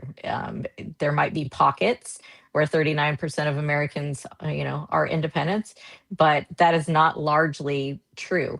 They've got Republicans at 22%. So you can see how these polls get really skewed, right? When you're not digging into how the data is being weighted, who's being asked these questions. And the numbers get published and the news media, the media picks it up and they talk about it and then it makes everybody feel bad, right? But to what end? For clicks, to get people to read a story. And it kind of upsets me when I see things like this because there are better ways and more honest ways to collect data that is more reflective of what middle America thinks. We've seen some polls in last week, also from Quinnipiac, saying that the Republicans are in trouble in November, that they're in deep, deep trouble. I don't disagree that it's going to be a tough fight. I don't think it's upside down, as they say it is. But what you don't see is polling district by district, right? And so that's what's important is you get a holistic number of how people feel generally about the party that's not indicative of how people are going to vote in an individual congressional district. Fake news, fake polls to drive a narrative. All these polls, like you just said, where they skew the respondents in order to get the narrative that they want to push the narrative, which is Democrats are going to win 30 seats. They can't win the House. They're going to lose the Senate. I don't know how many polls I've seen of people saying we're going to lose the Senate. You go state by state. They have zero math to win the Senate. I think we're going to actually pick up a seat. But this is what they do. They put out, you start with the fake news. So you have fake narratives. The New York Post got caught up at the other day, sending out a headline saying that, the Iran was closing the straits. And meantime, we got aerial photos of hundreds of ships going through at the time they put the headline out. I mean, and this is the New York Post. So everybody's getting caught up in this. And all anybody sees is, oh, they're closing the straits. Well, it was a completely fake. Oh, they didn't check it out. They put it up. Then they retracted it. Then everybody else picks it up. And then the narrative is the Iran deal has failed. We're back to war. Gas going to go back to $5. The straits are closed. All false. Get the fake news. And then they do fake polls to push their narrative. And that's why you have to be a critical guest on our show every week to define the truth and clarity. Yeah, truth and the Godzilla of truth. That's why I'm here. I love what you're doing, John.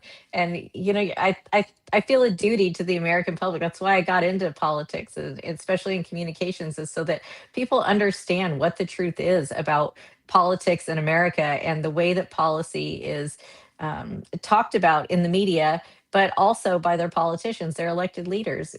The talking points are rarely true and never the full story. So it's important to be able to dig into those things. And I know that people are busy, and you're gonna see a poll or you're gonna see a headline, and you don't have time. So that's why I'm here. They just put it out there, you see it, and then you believe it, and you don't have time to dig into it because it just rolls past your phone, and then, okay, the straits are closed.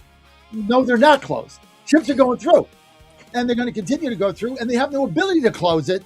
But that's the biggest example of the fake news. And then you have fake polls saying, Trump is underwater on the economy, and we're about to have the biggest economic renaissance in the history of the republic coming in the next 60 days. It's unbelievable. Stephanie, I got to go. I got to sit up for DC Dispatch. We're excited, though, to have you in studio next week. Looking forward to it. Thank you, John. Stephanie Buhaila. People want to follow you, Steph. Where do they go? At Stephanie Buhaila on X. Keep fighting. We're going to see you next week live. Ooh, maybe we'll, have lunch, all that good stuff. Sounds great. Thanks, John. Ann's looking forward to meeting you. I'll see you next week. DC Dispatch Net got a couple of clips going. We got to sit up and we got to roll. I'll be right back. Ryan Hammett in the house. For the first time ever, we're bringing you MyPillow mattresses and mattress toppers for as low as $99.98. Remember, sleep's all about temperature and pressure points. Whatever sleep needs you have, we have the right technology for you. Like our MyPillow mattress topper, our queen size has over 10,000 individual comfort supports to help relieve your pressure points. And how about our 3-inch Hybrid Plus mattress topper? It's infused with copper and silver to help your body get the restorative sleep it needs. And our MyPillow and Case Coil mattresses, I personally helped develop these mattresses to make sure they have everything needed to give us great sleep. Plus, they're made right here in the USA, and they ship right to your front door, absolutely free. Go to MyPillow.com or call 800-854-0504 and use promo code Godzilla to get MyPillow mattresses and toppers for as low as $99.98 and free shipping. In 2008, the amount of concentrated time people could spend on a task without becoming distracted was 12 seconds. 5 years later, it was only 8 seconds. 1 second less than a goldfish. If you're often distracted or have trouble recalling information, you're likely to fall behind in the demanding, fast-paced 21st century. In other words, brain performance is more critical now than ever. Boost your brain power with Healthy Cells Focus Plus Recall. Science-backed nootropics to help you sharpen focus, concentrate longer, enhance recall, improve mental speed, learn rapidly, and be more alert.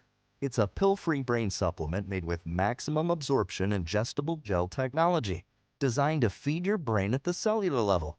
Take it for a test drive. Go to healthycell.com and use code GODZILLA for 20% off your first order of Focus Plus Recall. That's healthycell.com, code GODZILLA for 20% off. He's your Godzilla of the truth in America. It's Godzilla! No gibberish or nonsense, just common sense. And now back to the John Fredericks Show. There has never been anything like the United States of America, and together we are making it bigger and better and stronger and far more exceptional than ever before. Today we have the largest economy on earth. We have the strongest military on earth. We have the most powerful technology on earth. We have the greatest culture on earth. And above all, we have the greatest people on earth. Greatest. Under our leadership, America will also be a nation that dares to dream and to build again. We want to build again and dream again. The American dream is alive again. That's something that nobody thought they'd be saying when you went through that last 4 years of incompetence. For the 100th anniversary of our founding in 1876, America completed the Washington Monument, and the work began on the Statue of Liberty. For our 150th year, we built Colonial Williamsburg. Remember that, Colonial Williamsburg, how beautiful it was. For the 200th year, we built the National Air and Space Museum and renovated the United States Capitol. For our 250th anniversary, we are likewise building new monuments to American greatness to serve every future president and First Lady. We're building the most beautiful ballroom anywhere in the world right at the White House. Right at the White House. It's going to be completed very soon. And just across the bridge in front of Arlington Cemetery, we're building a magnificent, really beautiful. This is going to be something you're going to like, a totally magnificent triumphal arch to honor the 250-year triumph of the American spirit, American military, and frankly, American competence. In West Potomac Park, we are creating the National Garden of American Heroes, featuring 250 or more statues of the greatest Americans who have ever lived. It's going to be beautiful. And next week at Freedom Plaza, we will unveil the Spirit of 76 exhibition honoring the heroes and martyrs of the American Revolution. On the 4th of July, 1 year ago, I signed the largest tax cuts in American history, the largest spending cuts in American history, and the largest regulation cuts in American history by far. In the American Revolution, they had a saying, no tax on tea. But with the great big beautiful bill, we did even better. We gave you no tax on tips, no tax on overtime, and no tax on Social Security for our great seniors. And we also made interest on auto loans. You go out and buy an automobile, the interest on the loan is fully tax deductible. Never happened before, but only if the car happens to be made in America. And we're setting records in automobile construction. Our country is strong again, our country is wealthy again, and our country is safe again. In January 2025, we inherited the worst, most dangerous, most wide open and insecure border in history. And we have quickly turned it into the strongest, most secure border in the history of our country. For the past 13 months, 0 illegal aliens have been admitted into the United States. 0.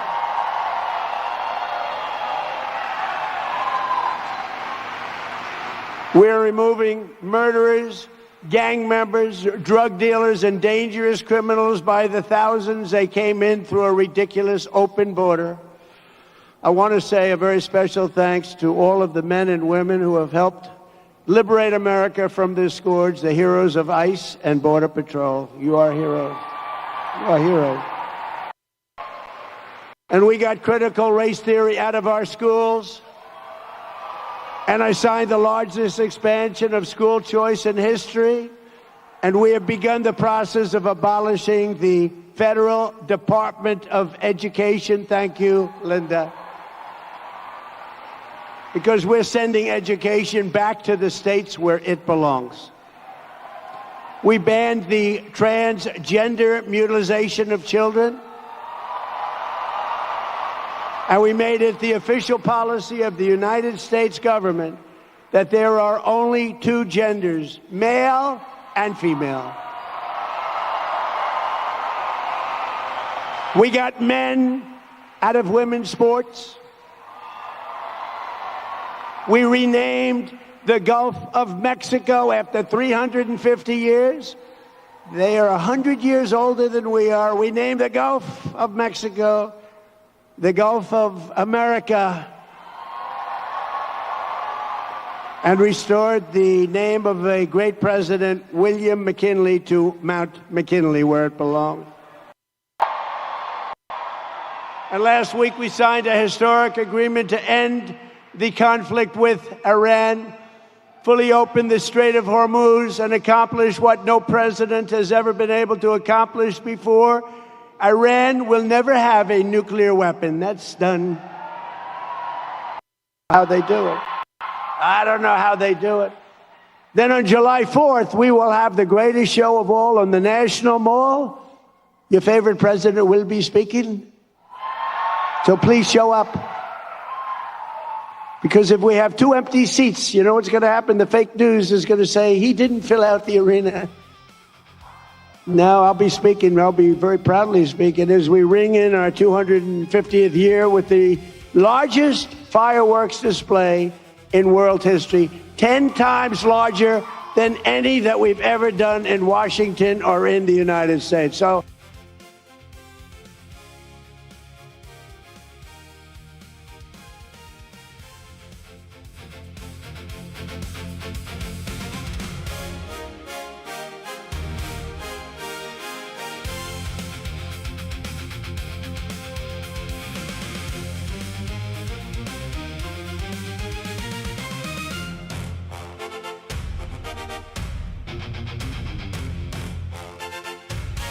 WJFN W224EB 92.7 FM Chester, W299DB 107.7 Barnaire, 100.5 FM Goochland, and WJFB Breaking news this hour from Town Hall. I'm Rich Thomason. An inflation barometer that's closely monitored by the Fed has jumped through a 3-year high, now topping 4%, and falling oil prices are expected to turn things around soon. Venezuela is reeling from a 1-2 punch delivered by 2 strong earthquakes, killed at least 164 people, injured almost 1,000. Back-to-back powerful earthquakes have hammered Venezuela, collapsing buildings in the capital of Caracas. The U.S. Geological Survey says the first earthquake had a magnitude of 7.1 along the country's Caribbean coast. Minutes later, an even larger 7.5 magnitude earthquake struck. The U.S. Pacific Tsunami Warning Center has issued tsunami alerts for Puerto Rico and the Virgin Islands. I'm Lisa Dwyer. Placing her country under a state of emergency, Venezuelan President Delcy Rodriguez thanking a host of nations offering help in search, recovery, and rebuilding. Estados Unidos, Panamá, Qatar, Cuba, Nicaragua, Turquía, Jordania, Barbados, Curazao, Colombia, Reino Unido, Brazil, Mexico. No reports of serious injuries or damage from earthquakes that rattled Northern California and Japan. President Trump presiding over opening ceremonies on the National Mall last night for a weeks-long celebration of America's 250th anniversary. Tonight, as we stand on the edge of our 250th year of independence, I am thrilled to declare that America is back. The Commerce Department reports the U.S. economy expanded at a solid 2.1% annual pace, January through March. And on Wall Street, Dow futures up 119 points. NASDAQ futures ahead 680. More on these stories, townhall.com. Hi, I'm Chuck McDowell, the timeshare cancellation guy and founder of Wesley Financial Group, and I want to set the record straight. I am not an attorney. I've never wanted to be an attorney, and the truth is I really don't even like attorneys. If I sound like an attorney, I'll apologize. But what I've learned in my 15 years in the timeshare cancellation business is you don't need to be an attorney to get folks out of their timeshare. After 15 years and over 50,000 cancellations, I can tell you with confidence, we know how to get you out of your timeshare. Call us today and we'll send you our timeshare exit guide absolutely free with all your options for cancellation.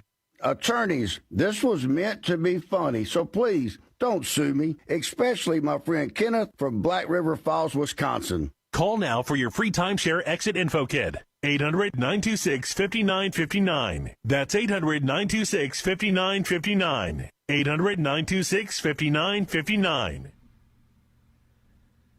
One of the most intricately decorated parts of the Vatican's Apostolic Palace, a passageway frequented by popes and presidents and attributed to a Renaissance master, is getting its first facelift in 5 centuries. Raphael is considered one of the greatest artists of the Italian Renaissance and was also an accomplished architect.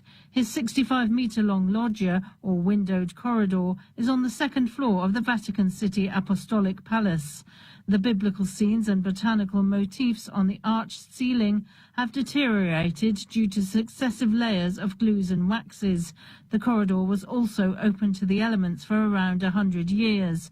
Now the restoration work, funded by international donors, is expected to return the original vibrancy to the pastel tones of the work. The BBC's Alice Adderley. U.S. House members pledging support for Taiwan as they welcome Taiwan's legislative president to Washington. News and analysis, townhall.com. Olympic athletes can look forward to coming away from the Games not only with medals but with some extra green in their pocket. The International Olympic Committee is committing to paying more than $100 million directly to athletes. It's creating a fund for $10,000 grants athletes can apply for after competing at the Summer or Winter Games. The cash commitment from the IOC comes after growing calls in recent years to pay prize money at the Olympic Games. That money will be available to the nearly 3,000 athletes who competed at the 2026 Milan Cortina Winter Games. I'm Julie Walker. A Liberian oil tanker has navigated the Strait of Hormuz using a new route close to Oman shores. It's been promoted by the Arab country and a UN maritime agency. This latest development from earlier today comes amid ongoing threats from Iran's Revolutionary Guard. More on these stories, townhall.com. Hey folks, Al Green here for SatPhone. When you're on the go, you want to know you're connected. If it's a family vacation or an off-the-grid escape to a remote destination, having reliable communication helps you feel safe and secure. You can't afford to find yourself in a dead zone. That's why you need SatPhone. SatPhones are reliable, durable, and give you global coverage. If you can get outside, you can get in touch. It's that simple. Make calls from your SatPhone to any regular cell phone in the United States. The phones are $1,500 value, but you can get yours free. Just sign up for a 15-month plan, $94.95 a month. Get 150 minutes monthly that roll to the next month. Go 3 months without using them, that's fine. Yes, 3 months, 450 minutes, all yours. Visit SAT123.com or call 855-980-5830. SAT123.com, 855-980-5830. Get surety and security with your sat phone. Call now. It's finally here, our second annual mega sale. This sale only comes around once a year, so take advantage of the best offers ever while you can. For example, save 50% on our Giza Dream bed sheets, as low as $29.98. And for the first time ever on TV, MyPillow mattresses and MyPillow mattress toppers, as low as $99.98. And you save 50% on our Lux Pure 6-piece towel sets. Regular $69.98, now only $39.98. And our best-selling standard MyPillows, regular $49.98, on sale for $17.98. Wait on it, mega sale, only $14.98. But wait, there's more. To make the mega sale even more special, when you order right now, your order's going to ship absolutely free. To take advantage of the second annual mega sale, go to MyPillow.com or call 800-854-0504 and use promo code Godzilla.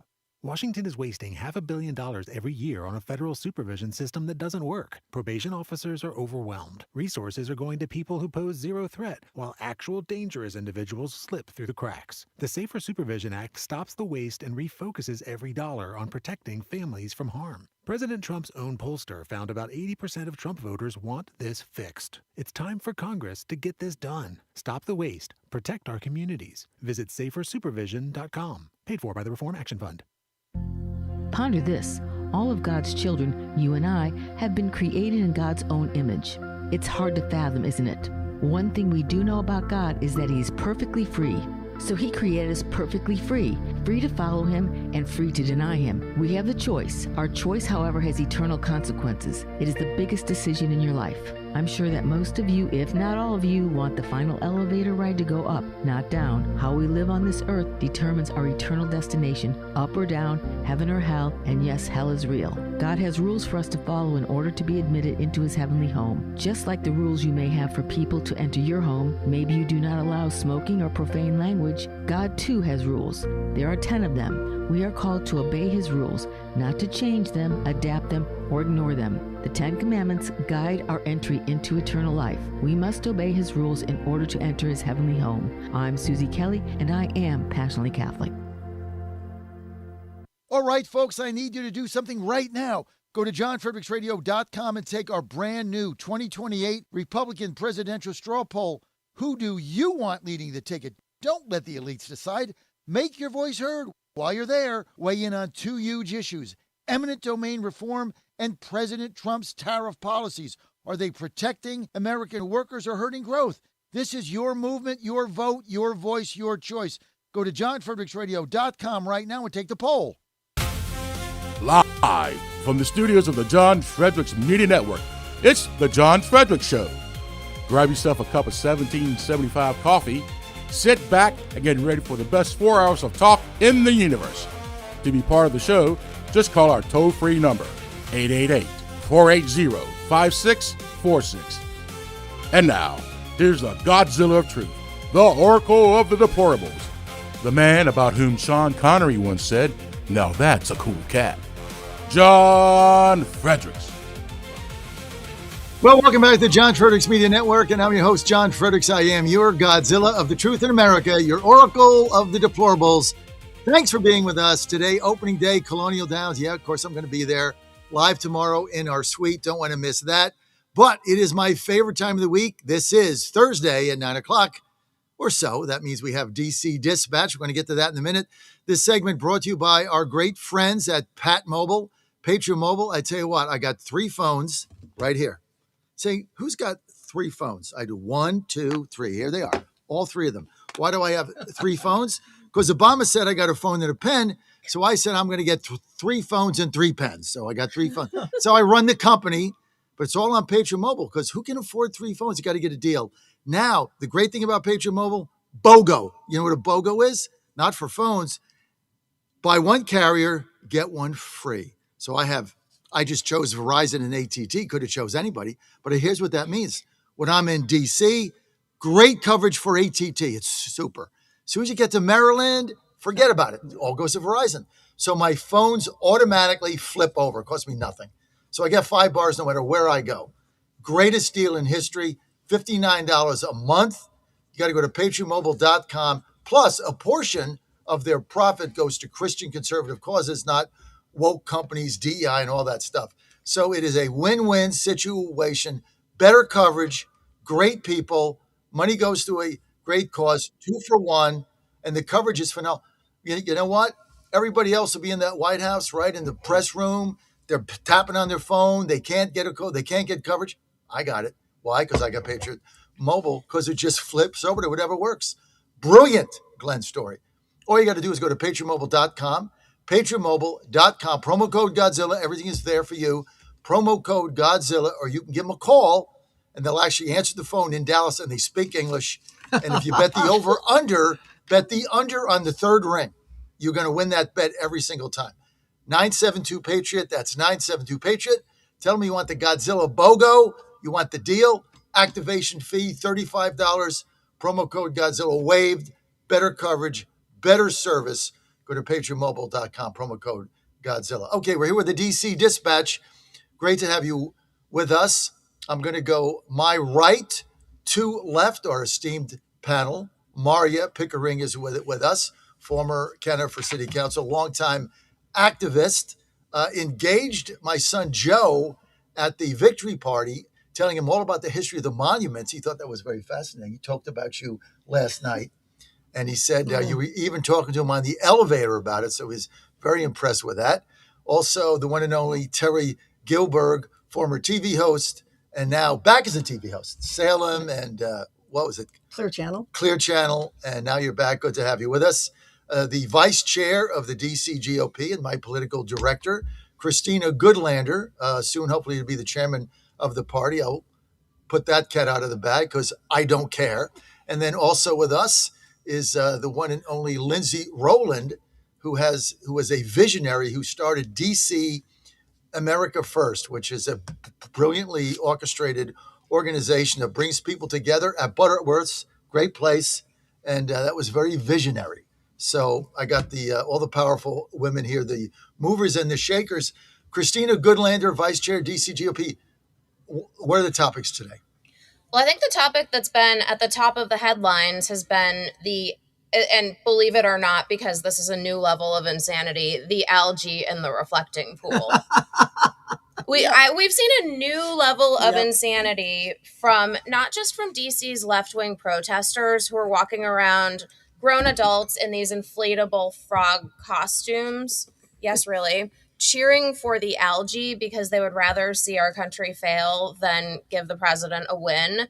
And we've also seen the mainstream media actually spending absurd amounts of resources and time and investigative journalism efforts to do water testing and to just talk about this algae in the reflecting pool, which to me is a fascinating sociological and anthropological phenomenon. But it's crazy. I mean, what do you guys think? Like, isn't this nuts? I think this too shall pass. Yes. I really do. This is not a big deal.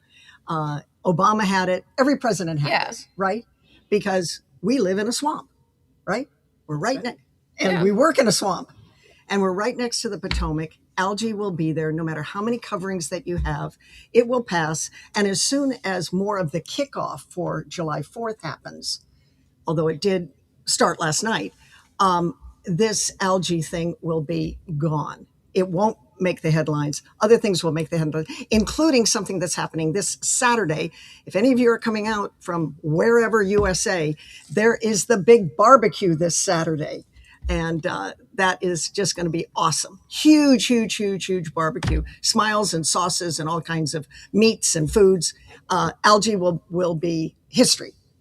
Well, I tell you what, get over here to Lindsay for a second. I was in the Oval Office yesterday. I asked that question about the price gouging in oil, but somebody asked them about the reflecting pool, which seems to be Trump derangement syndrome ground zero.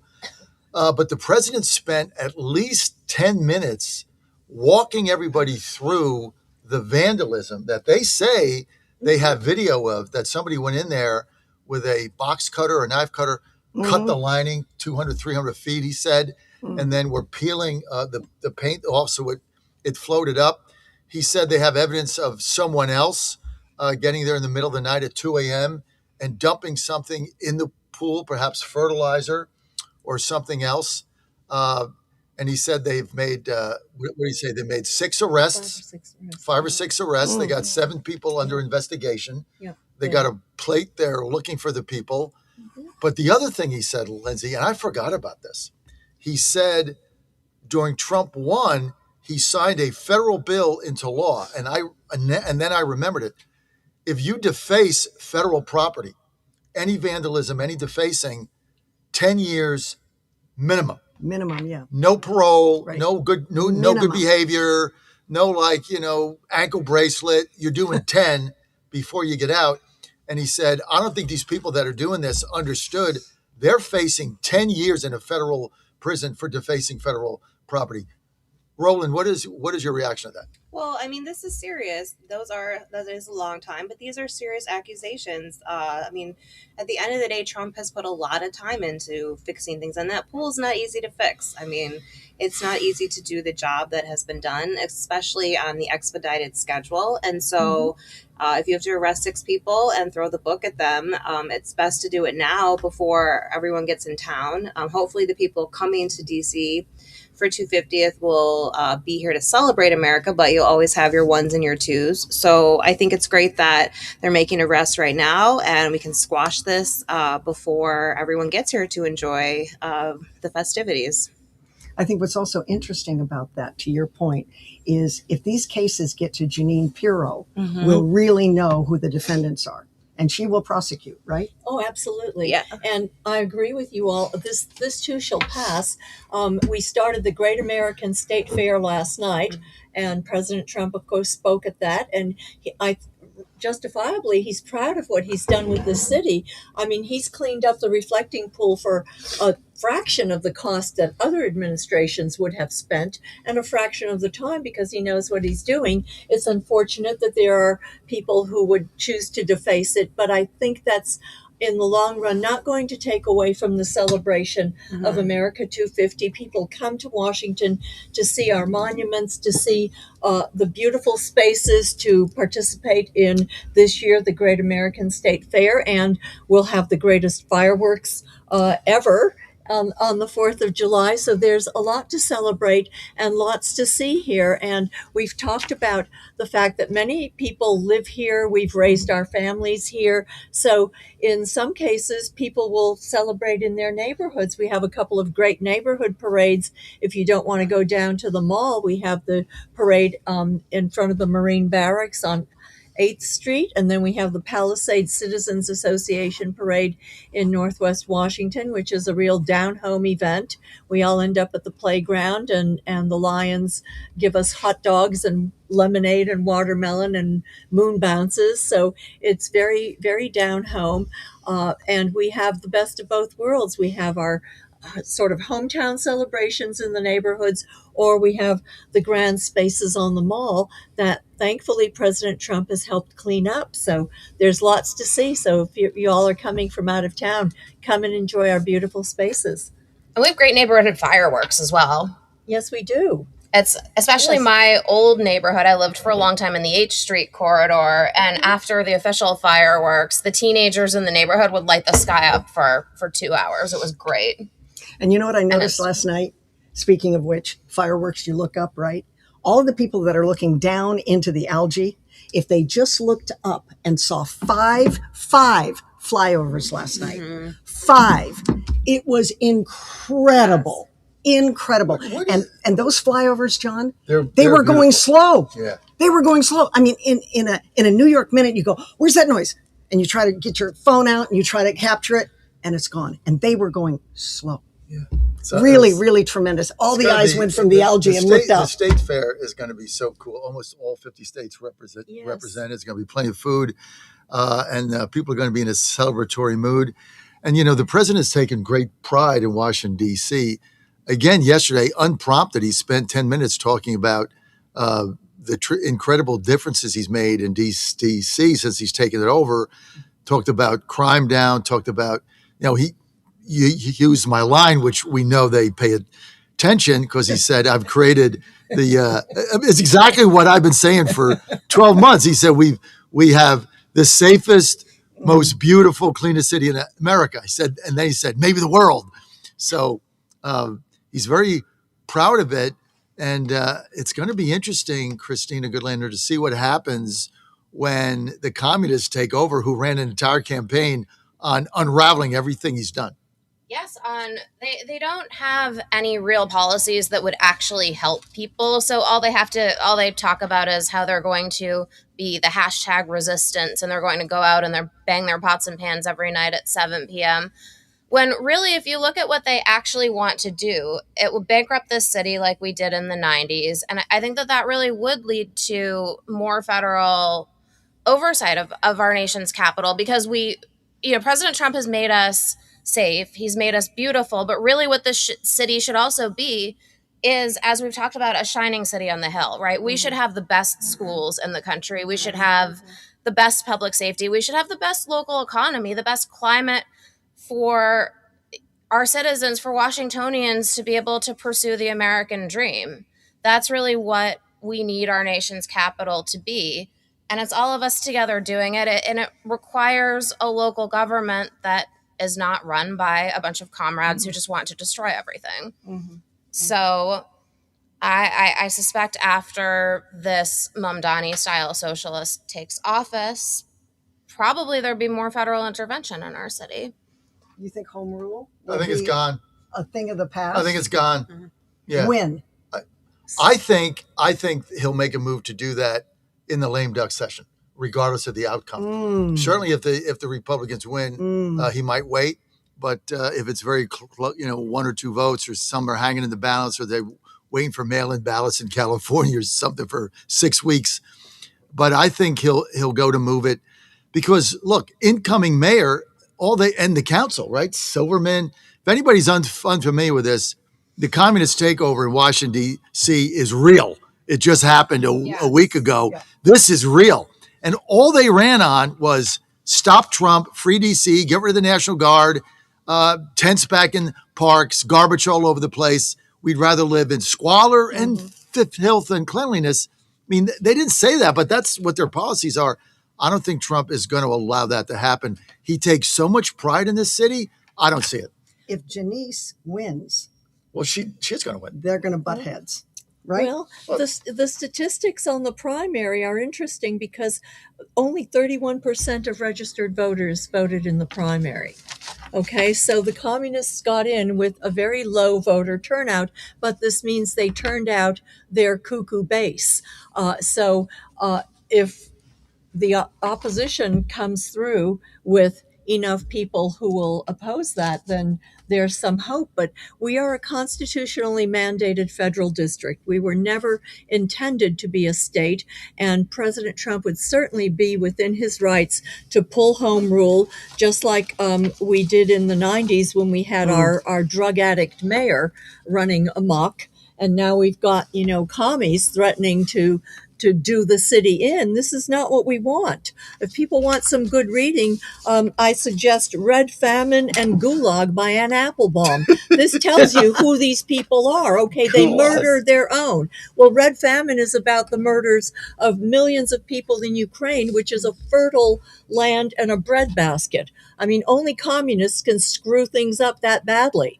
Okay, people need to be aware of this. For some reason, they're not teaching this in our public schools, but anybody who knows the history of communism knows that it does not serve the people well, especially the, quote, poor, oppressed people that they claim to represent and love. Can you imagine the riots that would go on here if Congress actually got rid of home rule, like before Thanksgiving or something? They would go nuts. Because they wouldn't be able to take office. It would be gone. I mean, all of their positions would be eliminated. Didn't they do something, Christina Goodlander, in the 90s where they didn't get rid of home rule, but they put a federal commission in that ran the city? So it was called a control board. So if you speak to 3 different DC Republicans, you'll get 10 different opinions about what the political status of our nation's capital should be, right? Because within our local Republican community, we actually have Republicans locally who support DC statehood, which I think is insane. Our current party chair was a longtime supporter of DC statehood. All the way down to the people who think that we should completely scrap home rule and have Congress directly run our city. Personally, where I fall is I like the idea of home rule, right? Because I grew up in New Hampshire, which if you're not familiar with how New Hampshire works, you still have towns where everybody in the town has a town meeting and they'll spend all night debating a $15 line item in the town budget. I personally think, as much as we can, I love the idea. It's the spirit of America, right? It's pushing decisions down to be made as close to the people who actually have to live with those decisions as possible. So I love the idea of home rule, but at the same time, as Washingtonians, as guardians and custodians of our nation's capital, we have a responsibility to deliver good governance and to make this city a shining city on the hill. And that's the priority. That's the priority. That's kind of the operative first principle here, which is that a great nation needs a great capital city. So we've fallen down on the job. Let me put you on the spot. So what should be the position of the official position of the Republican Party of Washington, D.C.? What should be the D.C. GOP's position on this? Our position has always... If you were chairman, what would your position be on this? I mean, if I were chairman, we'd actually have a discussion and we would decide as a party we would like a dialogue. Yeah, we would actually people would have a meeting. We would all talk together. Talk? But look, the party's position has been that DC statehood is unconstitutional, right? And there are a range of different opinions. My personal position is this is a federal district and there should be federal oversight. What that looks like, we can talk about the details, but it's become very clear with what these incoming communists, what Comrade Janice wants to do, would get in the way of actually having a great capital city. So there will need to be some more federal intervention. I just think that the Republican Party needs to step up, be something, come in, not just discussions, but look exactly how home rule has operated for the last, I don't know, decade, 20 years, and say, here's where it's wrong. Here's what we have to do. And have an allegiance toward the federal government, because after all, this is federal land. It's home governance. That's right. But it's federal land, which trumps home governance. And one of the motivations, at least in my mind, for President Trump has been, especially 2.0, he comes in and he looks over the landscape of this town and he goes, home rule doesn't work. Mm-hmm. Look at the crime, look at the filth, look at the homelessness, look at look at the rats. Let's not forget those rats. And therefore, I'm going to do it. And I think that being a shining city on the hill, I love the idea, like you do, of home rule. But when home rule doesn't function, maybe it should be gone. Although I particularly think the Republicans need to step up, work with this administration, and maybe push them back just a little bit and say, we are going to help with home rule by squashing some of these terrible policies from the Democrats. Terrible. And one of the indicators of their terrible policies is the fiscal insanity and That's the fact right. that we have a budget shortfall. Okay, again, if we're going to be a shining city on the hill, we ought to be well managed, and we ought to show, fiscal responsibility. We spend more money per student than almost any jurisdiction in the country, and we do not get a return on investment as citizens. And we have bloat in the bureaucracy. We don't have a revenue problem. We have a spending problem. If you look at the structure of the city government, I mean, there are deputy mayors for this, that, and the other thing. They have stuff in a bazillion languages. I'm sorry, this is the United States of America. I thought English was the lingua franca here. Okay. Yeah. Why do we have, things printed up in dozens of languages? I mean, I know we have the diplomatic community, but that's a separate issue. But fiscal responsibility should be a hallmark of competent governance and of competent home rule. And that hasn't been the case. We've got a budget that includes a shortfall of, money that we don't have. Small businesses are being encouraged to leave the jurisdiction because of the regulations that are not friendly to small business. I personally have had an HVAC contractor who will no longer come to my house. They say, oh, no, we don't come to the district anymore. Because small business is squashed. Because small business is, the regulations are unfriendly to small businesses. So we need a major shakeup, and we need to lead by example, and having a budget, a well-managed budget, and a well-managed city would be the way to go. And we need to have truly competitive general elections. And as Republicans, we need to step up our game, and we need to not accept 7% of the vote. We need to run candidates who can run serious campaigns and who can change the narrative and actually start winning. And I think this irresponsible budget will work in our advantage because it will just give Trump more reason to take over with the federal government, because it is irresponsible. And like Maria said, that we are spending per student a lot of money. And I have a relative who just moved back here and was looking for schools for a 3-year-old. And there's definitely a large curve of what schools do have better scores and which ones don't. And so that's true. And then with the lottery, you have the whole, are you going to get the school that you want? And I'm not opposed to the lottery, but I definitely think that there's a lot that needs to be done with the school system. So yeah, I think that this budget, it's great because it's just more excuse for the federal takeover. Where are they going to get the money to balance it, right? Well, that's a great question. Where are they going to get the money? They've been overspending their budget. So not only do we have the highest budgeted amount of spending per capita of any jurisdiction in the U.S., moreover, our government agencies in D.C. overspend their budgets all the time. They tap into reserves. So we do have a rainy day fund in D.C., so they want to tap this rainy day fund. And that's the whole idea, right? Right, but the rainy day fund is supposed to be for a rainy day. Right. It's a reserve fund, and I think they're walking on thin ice to do that. Absolutely. It's either reserve or it's not. Yeah. And Mendelson was saying, one of the city councilors was saying, oh, yeah, it's not too bad. We're going to replace it. Yeah, that's a slippery slope. I always think when people talk like that, that is a slippery slope. I think he needs to zip it and hold steadfast to the reserve is the reserve for a truly rainy day fund. Really a rainy day fund.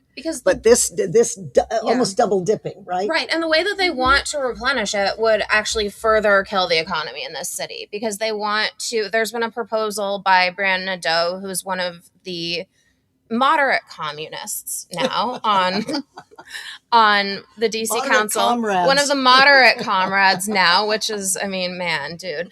So Brandon Nadeau's policy would basically impose a new capital gains tax on all real estate sales that would take effect immediately. So if you're selling your home or buying a new home, you'll all of a sudden have this new massive tax bill that you can't plan for and you can't budget for it. And that would really cool down the residential real estate market, which is a big part of our local economy. Have they figured out what our local taxes are yet? No. Like, did you all file an extension? Like, Yeah. we filed an extension. We don't know. Well, because we're not going to pay something we don't have to pay and then wait till we're dead for a refund. So, I mean, where are they getting the money? Because, like, you're supposed to get the one big, beautiful bill, no tax on tips, overtime, et cetera, Social Security, which I qualify for, not tipping my age. But we filed an extension because we don't know what to pay. Like, our account was like, I have no idea what's going to happen. And the federal government is saying that they have no jurisdiction. And our attorney general said, well, they missed the vote by an hour or something. The hell's going on? Lack of Republican leadership locally. I mean, look, like what they're going to do is run up the credit cards, and then our credit rating is going to tank like it did in the 90s with our crackhead mayor. And in the 90s, Bill Clinton had no choice but to put a control board on this city. And did he get pushback when he did that? Not very much, because even Democrats in DC understood that this was insane. DC's credit rating tanked. We couldn't borrow money. It was bad. It didn't help to have a crackhead Marion Barry at the helm. Yeah, but he was a great mayor. Yeah, people liked it. Well, people loved him. People loved He's a great him. mayor. He kept giving people turkeys at Thanksgiving, so Yeah. they'd vote for him. You know, People loved him, but he people did loved run him. our city's The finances communists into the loved ground. him. The The socialist communists loved him. Before the socialists, this was more a different kind of vibe. But no, now we have communists. Well, it was Which is socialism. terrible, because communism is the most murderous ideology in human history. Unbelievable. And they're also irresponsible. Yeah. They are fiscally irresponsible. There's a new fee if you go out to a restaurant. We last weekend went to a restaurant. There's a 6% Initiative 82 fee. I said, "What is that?" What? Oh yes. What's that Take a fee? look at your bill. Well, I asked at this restaurant in my neighborhood. I said, "What is that?"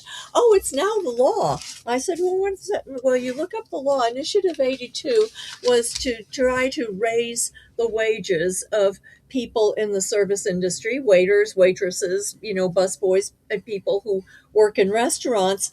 And so it's 6% on top of your already fairly high bill. Oh, because everything is so expensive. Otherwise, we'd have to raise. Well, the bottom line is the customer ends up paying more Do they anyway. put that as a separate line item? or is Yes, it's a separate So- line I should item. start looking at Initiative 82 was a referendum, just Okay. to get into the insanity of these kind of champagne socialists, or the Maserati Maoists, as sometimes you call them. Initiative 82 was a ballot initiative in DC that would basically raise, because certain people in the US have this view that we should not have tipping in restaurants, right? That all of our restaurants should run the way that they do things in Europe, where you pay a salary to restaurant workers and there's no tipping culture. But that's not what the culture in the US is, right? Like DC is the capital of the United States of America. We have a way that our restaurants run, which works pretty well for a lot of restaurants. But you had some people in DC who passed this initiative that basically would raise the minimum wage for restaurant servers and eliminate tipping. But the bottom line is that most people who actually work as restaurant servers vehemently opposed this initiative, right? Because DC restaurant workers make good money. Like if you're a server in a high-end restaurant in DC, you're pulling down six figures. Yeah, big time. Yeah, and even before, I mean, I was, they didn't call us servers. I was called a waitress. I waitressed in a number of restaurants, from coffee shops to You were a waitress? high-end restaurants, among other things. Yes. To get good tips? I got very good tips because I worked hard. You know, but it also depends on Yes. where you're working. And where you're working. And the whole but- tip idea, in some Yes. respects, I am not for tipping in this regard. I'm more of the European system. And yes, I have worked in restaurants, and I've been a bartender and a waitress, because the bottom line is that it's kind of unfair and there's not equal opportunity. Many times, very young people, very attractive people get the top restaurants, right? They apply there. They don't apply to the McDonald's and the other restaurants. And there's a favoritism for young, healthy, good-looking, effervescent, outgoing young people. And the employer relies on the customer to actually pay that salary. And it can be very, very arbitrary, and it can be very unfair. Well, but most of the young people don't stay in those positions for their career. Again, look to my own example. I started out at a coffee shop. I was there, and this is in Boston a long time ago. I was at the coffee shop for a few months. I got a better gig at a private club. Then I got an even better gig at a top-of-the-line restaurant. Oh my gosh, I thought I was in high heaven. You know, I was making what was then considered very, very good money. You know, I could afford to buy myself But two the pair of new busboy shoes is at not. a time. The busboy is not. And then No. the busboys often rely on you to tip to them share out. tips, right. And that We can used be to do really dicey. Well, no, but the restaurant takes it out. I mean, who tips cash anymore? Very few people Well, tip that's cash. true. Right? That's I true. mean, it's like, These are more I the can't cash remember the days. last time No, I tipped good cash. point. Fair point. So I think that's a bygone era. I don't agree with you on that. But what I want to get to is now they changed the. This is unbelievable. So now they changed the law. They changed the voting law, or they're trying to do it in 28. To right now we have registered Democrats and registered Republicans, and then independents. Right. Mm-hmm. So it's all mail-in ballots. So and libertarians and state right. a few of those. Right, yes, they got the they do mail-out ballots. So the Republicans get the Republican ballot, the Democrats get the Democrat ballot. Mm-hmm. Now they want to let independents, and they just voted on this past 9-2. They want to let independents vote in the primary of their choice. Mm-hmm. So now party registration becomes less meaningful. Right. Mm-hmm. But then the question is, who do you mail the ballot to? If you're mailing them out, like in a regular system where you have that, like Georgia, for instance, you go in and you say, you put your name, you say, I want a Republican ballot. They give you a Republican ballot, and then you can't vote for the Democrat in the runoff, vice versa. But here they mail them out. So how do they determine who's going to get what ballot? And then why should independents be voting in proprietary Republican Party offices like ward chairman? I don't want a Democrat voting for me for Republican ward chairman or an independent. That's insane. The independents should work their own party, right? Well, or just not. They should build up their if they own want to party. vote in a Democratic primary, register as a Democrat. Right. Well, if you want to be a Democrat, then be a Democrat. So how is this going to work? And they just passed it. How does this? Why did they do it, Christina? And how's it going to work? I think we haven't seen a lot of details for how it's going to work, but why they did it. So no party unaffiliated voters, as we call them, or independents, are about 18% of the electorate in DC. So there's an argument that was made, and I reject this argument, but the argument that some people are making is that whoever wins the Democratic primary will take office and that the general election is a formality. Now, I reject that, and I think as Republicans, we need to make a sustained and effective and impactful effort to make that not the case, right? Because we need to actually have competitive general elections. But you have some people who are independents in this city who've pushed the view that the primary is the only meaningful election, the Democratic primary, and that therefore the registered independents should be able to vote in this primary as a matter of exercising their democratic rights. Now, again, I think that's absurd because we have general elections.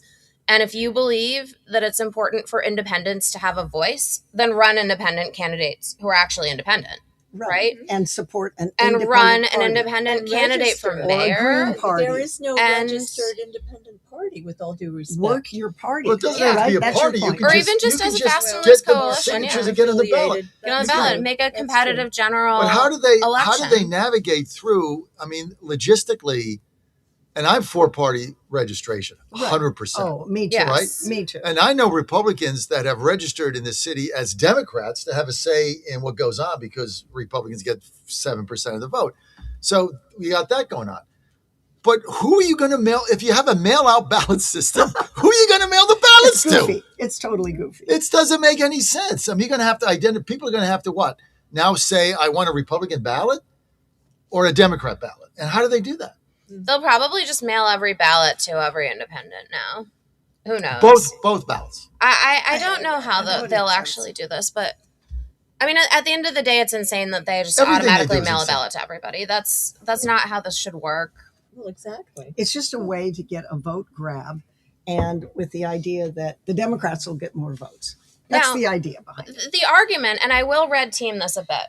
The argument that could be a positive argument for this is that a lot of the moderate Democrats have said that if the independent voters had been able to vote in this slugfest between Comrade Janice Lewis George, who won the Democrat primary, and Kenyon McDuffie, kind of the so-called moderate progressive, Right.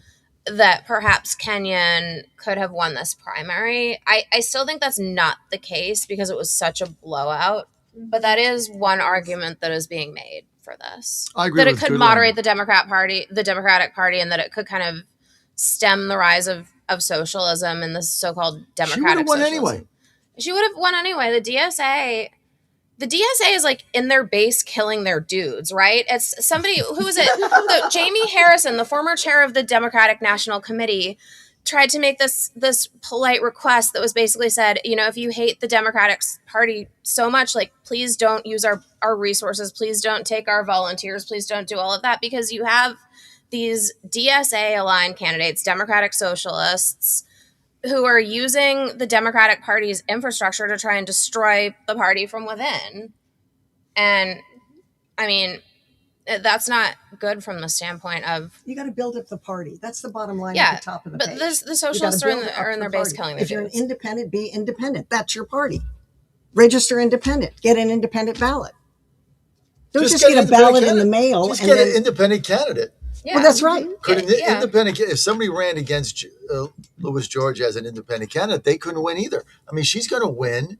Even if you get an independent that files, I don't know what the filing deadline is, she's going to get 90% of the vote. I mean, she's going to be the next mayor. Well, that's right. There's nothing we can do about it. Well, she won the primary with 31% of registered voters turning out. Okay, so this was a low voter turnout, and this has been the case in our elections, even in general elections, in presidential election years. We rarely have more than 65% of voter turnout citywide. So there is progress to be made if you have a strong candidate with the right message who can get voters to turn out for them. It should be low-hanging fruit. It should be in some of the wards. Mm-hmm. I mean, Janice Good did point. not carry Ward 3.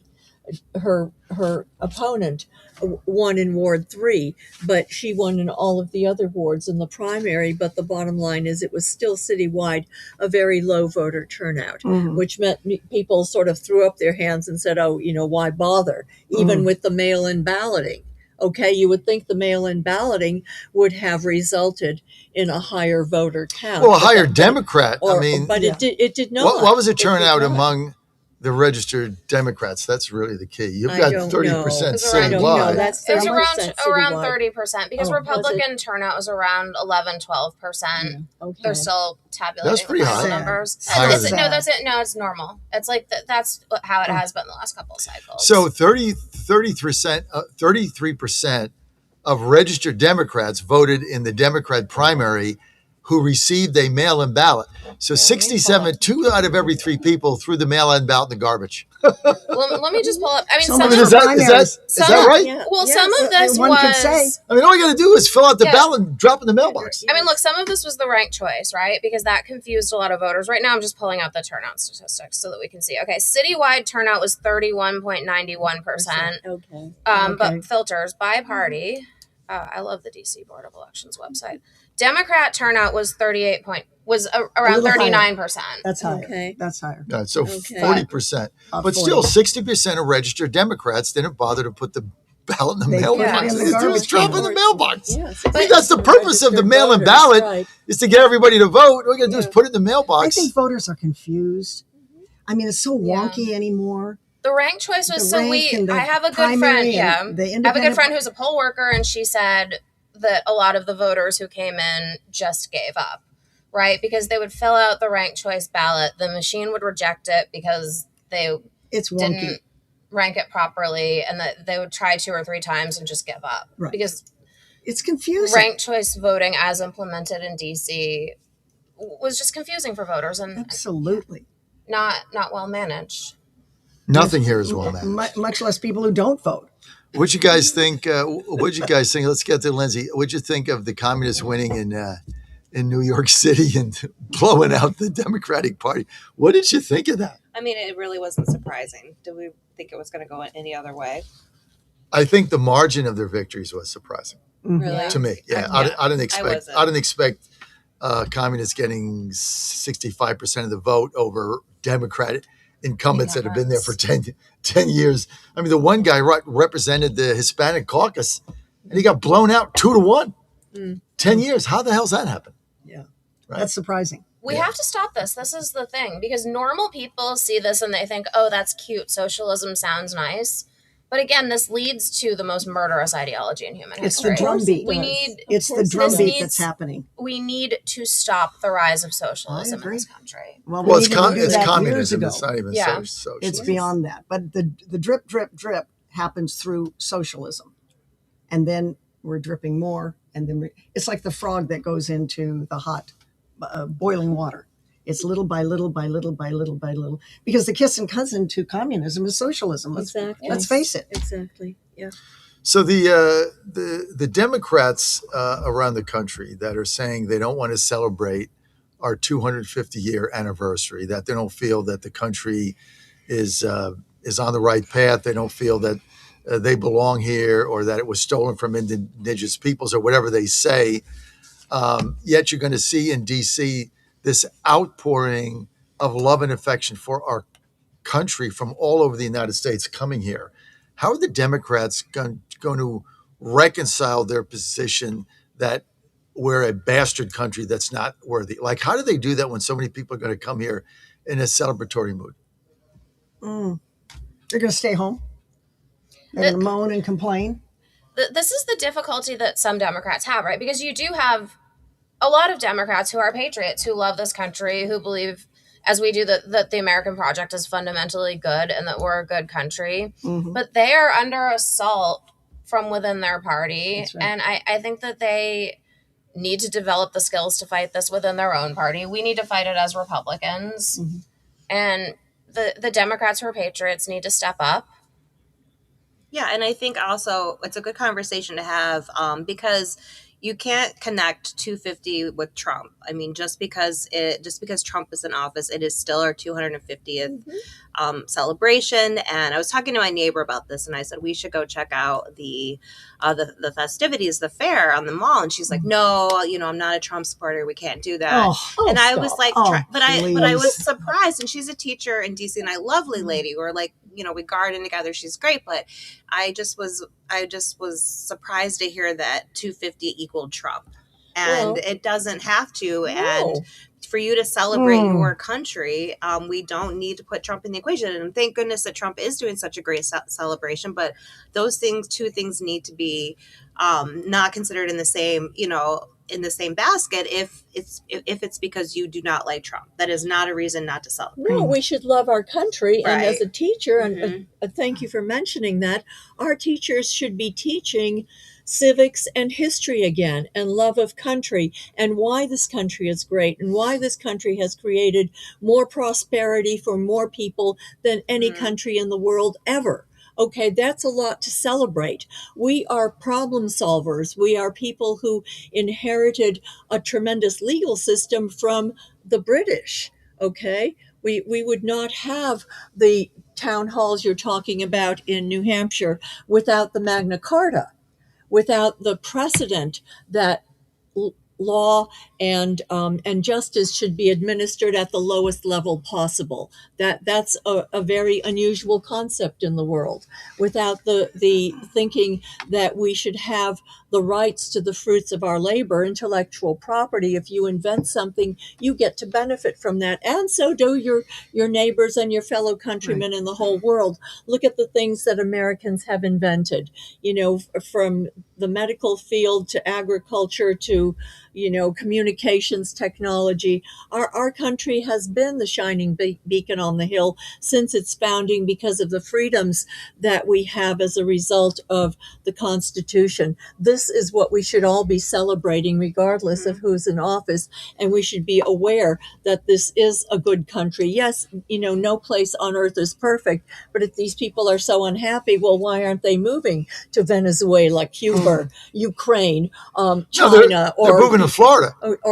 Exactly. They're moving to Florida, but part of the United States where there are freedoms and where we have grocery stores full of products, unlike in communist Poland, where you had to stand in line from 4 a.m. for your daily bread, and you were lucky if there was daily bread in the grocery store when you got there. This is what communism brings. It brings misery and death, and a death of freedom. It does not bring prosperity. I mean, look at all of these. Look at all these foreign visitors on the FIFA Cup. Exactly. Right? And you see them all over the internet saying, "I can't believe how beautiful this country is." They love it here. They drank all the beer in Boston. It's prosperity. It's happiness. It's faith, family, freedom. And that's another thing too. We are celebrating the Revolutionary War in the sense that we broke from that dominance and that dependency. We are celebrating freedom. We are celebrating individual rights. We are celebrating God-given rights. We are celebrating work, because once you break from that British Empire, it's on you and you and me and you and you and all of us, our ancestors. There is a theory out there, I learned it in college, that there are great superpowers. I don't necessarily agree with this theory, but here's the theory. Great superpowers that go only 250 years and then they go, and they look at the Roman Empire, they look at the British Empire, and superpowers that kind of run out of gas in 250 years. Well, we're at that 250 years, folks. We're at that 250 years. Are we going to run out of gas? The answer is no, because our Constitution is particularly unique. Yes. We're a different kind of superpower. We are a different kind of superpower. We should remember that. I forget the theorist. It was a political scientist, I think out of, I don't know, somewhere in Europe. But he made the theory, and so do historians, that superpowers run out of gas, partly because they are so overextended, as in the Roman Empire and the British Empire with colonization. Well, that's what we're trying to get out of. That's not us. To what Lindsay said earlier, it's just sad that somebody would say, I was kind of thinking about your friend, right? How sad is it to say, I'm not going to participate in the celebration of my free and wonderful and beautiful country because I don't like the president? Like, what has that got to do with it? Presidents come and go. It seemed to be the general consensus at the table when we were talking. So, because like I'm the only Republican, there's like 5 of us that hang out. I'm the only Republican at the table, which I take a lot of shit for, but I don't really care. But yeah, that seemed to be that no one was engaging in any sort of activity for the 250th. So because of who sits in the because Oval of who Office. sits in office. Nutty. Yes. So that's insane. I think that's a DC pathology, though. My family in New Hampshire are all lighting up the sky with fireworks, and they're all Democrats. They're all Democrats. Oh yeah, I think it's a DC. Because they're celebrating freedom. That's an interesting thing. It's a DC thing. I think it's a DC pathology. Like, I don't understand if I can for the life of me, guys. I've been here 18 months. I don't understand the city, like why people are so upset when your quality of life has gone up dramatically since President Trump has been here. How are you not happy? Life is dramatically better on every possible They don't front. want to admit it. But They've why are sunk they their so heels miserable? into being anti-Trump. So they have But to your hold life is on to better. It's not rational, John. It's not rational. Trump derangement syndrome is real. Is real. unfortunately. They're so Yeah, brainwashed. and the communists are using this again, like they're in the Democrats' base killing That's their right. dudes. The communists are using this to get their candidates wearing the DSA, Democratic Socialist, whatever banner in, and this is not going anywhere good. This is a bad trajectory. We got to fight this, but America will prevail. Yeah. I believe in this country. It too shall pass. Yes, So and what if we got your rid of- friends should be teaching the history of our country. Well, I don't know what subject matter your friend teaches, but history and civics and just the facts would be a nice start in our public schools. Well, we were having this discussion too. I don't know where I've been, but I did not realize that we don't do the Pledge of Allegiance anymore in schools. I did not know this was a thing. Oh, I must have yes. missed the boat on this, and I think they still do in Ohio. I'm not sure. But she was telling me how they don't do the Pledge of Allegiance in the DC schools, and I was just like, like having this conversation with you that you don't want to celebrate America's birthday, and you don't say and I'm just thinking to myself, like, and she's a DCer, she's from DC, she's been here forever. But it was just kind of just like, wow, I guess you're not celebrating the 250th, but I am. Yeah. Because you're celebrating freedom. And And I'm of celebrating dependency. Trump too. If I want to put Trump and 250 But, together, but that's tell me. your friend, But- celebrate freedom with me. And her dad is a veteran. So And the I Washington don't- Monument is going to look like a big candle. It's going a to be birthday exciting. candle. Did you know that? It's going to be great, and I hope We can all of see you it out guys our come window. to DC for America 250. Everybody, all of the listeners of the show, come to DC because it's going to be great. And all the police can handle it. I've already talked to them. National be a Guard is party. there for safety. It's all ready. Is our next show July 3? Hey, that's a July good 2. date. July Is 2. it July 2? Is that a Thursday? Because we're off on Friday. All right. Well, guys, thanks for being with another episode of DC Dispatch. This is my favorite hour of the week. I look forward to this. I want to thank our executive producer, Dan Hobgood, for putting this together, and Ryan Hammond in the house. Ryan, I've been trying to get you for 4 years. So this is why I've been trying to get him. He's so good. Thank you, Ryan, for being here. And I want to thank our DC Dispatch Brain Trust, Lindsay Rowland of DC AF America First, a visionary, the vice chair of the DC GOP, Christina Goodlander, my political director here in DC, brilliant woman. Terry Gilberg needs no introduction, radio and TV show host. You can see how good she is here. And the one and only, got to say her name right, Maria Pickering. I got it written right there, Maria. Activist. By the way, I saw you in church on Sunday for Father's Day. You were up in the front. We were on the other side. Saw It's a you in beautiful St. service. Wasn't that a beautiful Yes. service? Yes. I'm such a St. Anne's man. I love the best thing about St. Anne's is the massive crucifix when you first walk in. You can't help but fixate on that if you're a Catholic. But it was a great service for Father's Day. Normally we go Saturday night, but it was Father's Day. a wonderful service. I My hope Father's Day, so my son was like, "Hey, let's go to church on Sunday." So I'm like, "Okay, we're good." We will be back tomorrow. I'm going to be live at Colonial Downs Racetrack, where I'm heading it for opening day, post time 12:30, Thursday, Friday, Saturday, Sunday, right through the summer, today through September 7th. And of course, Ann and I are going to be there. We'll be live tomorrow from Colonial Downs in our suite. You can get my picks on GodzillaWins.com. Go to GodzillaWins.com. Let's talk more winners on GodzillaWins.com. Thanks for being with us today. We'll see you tomorrow. Michael Patrick Leahy coming up.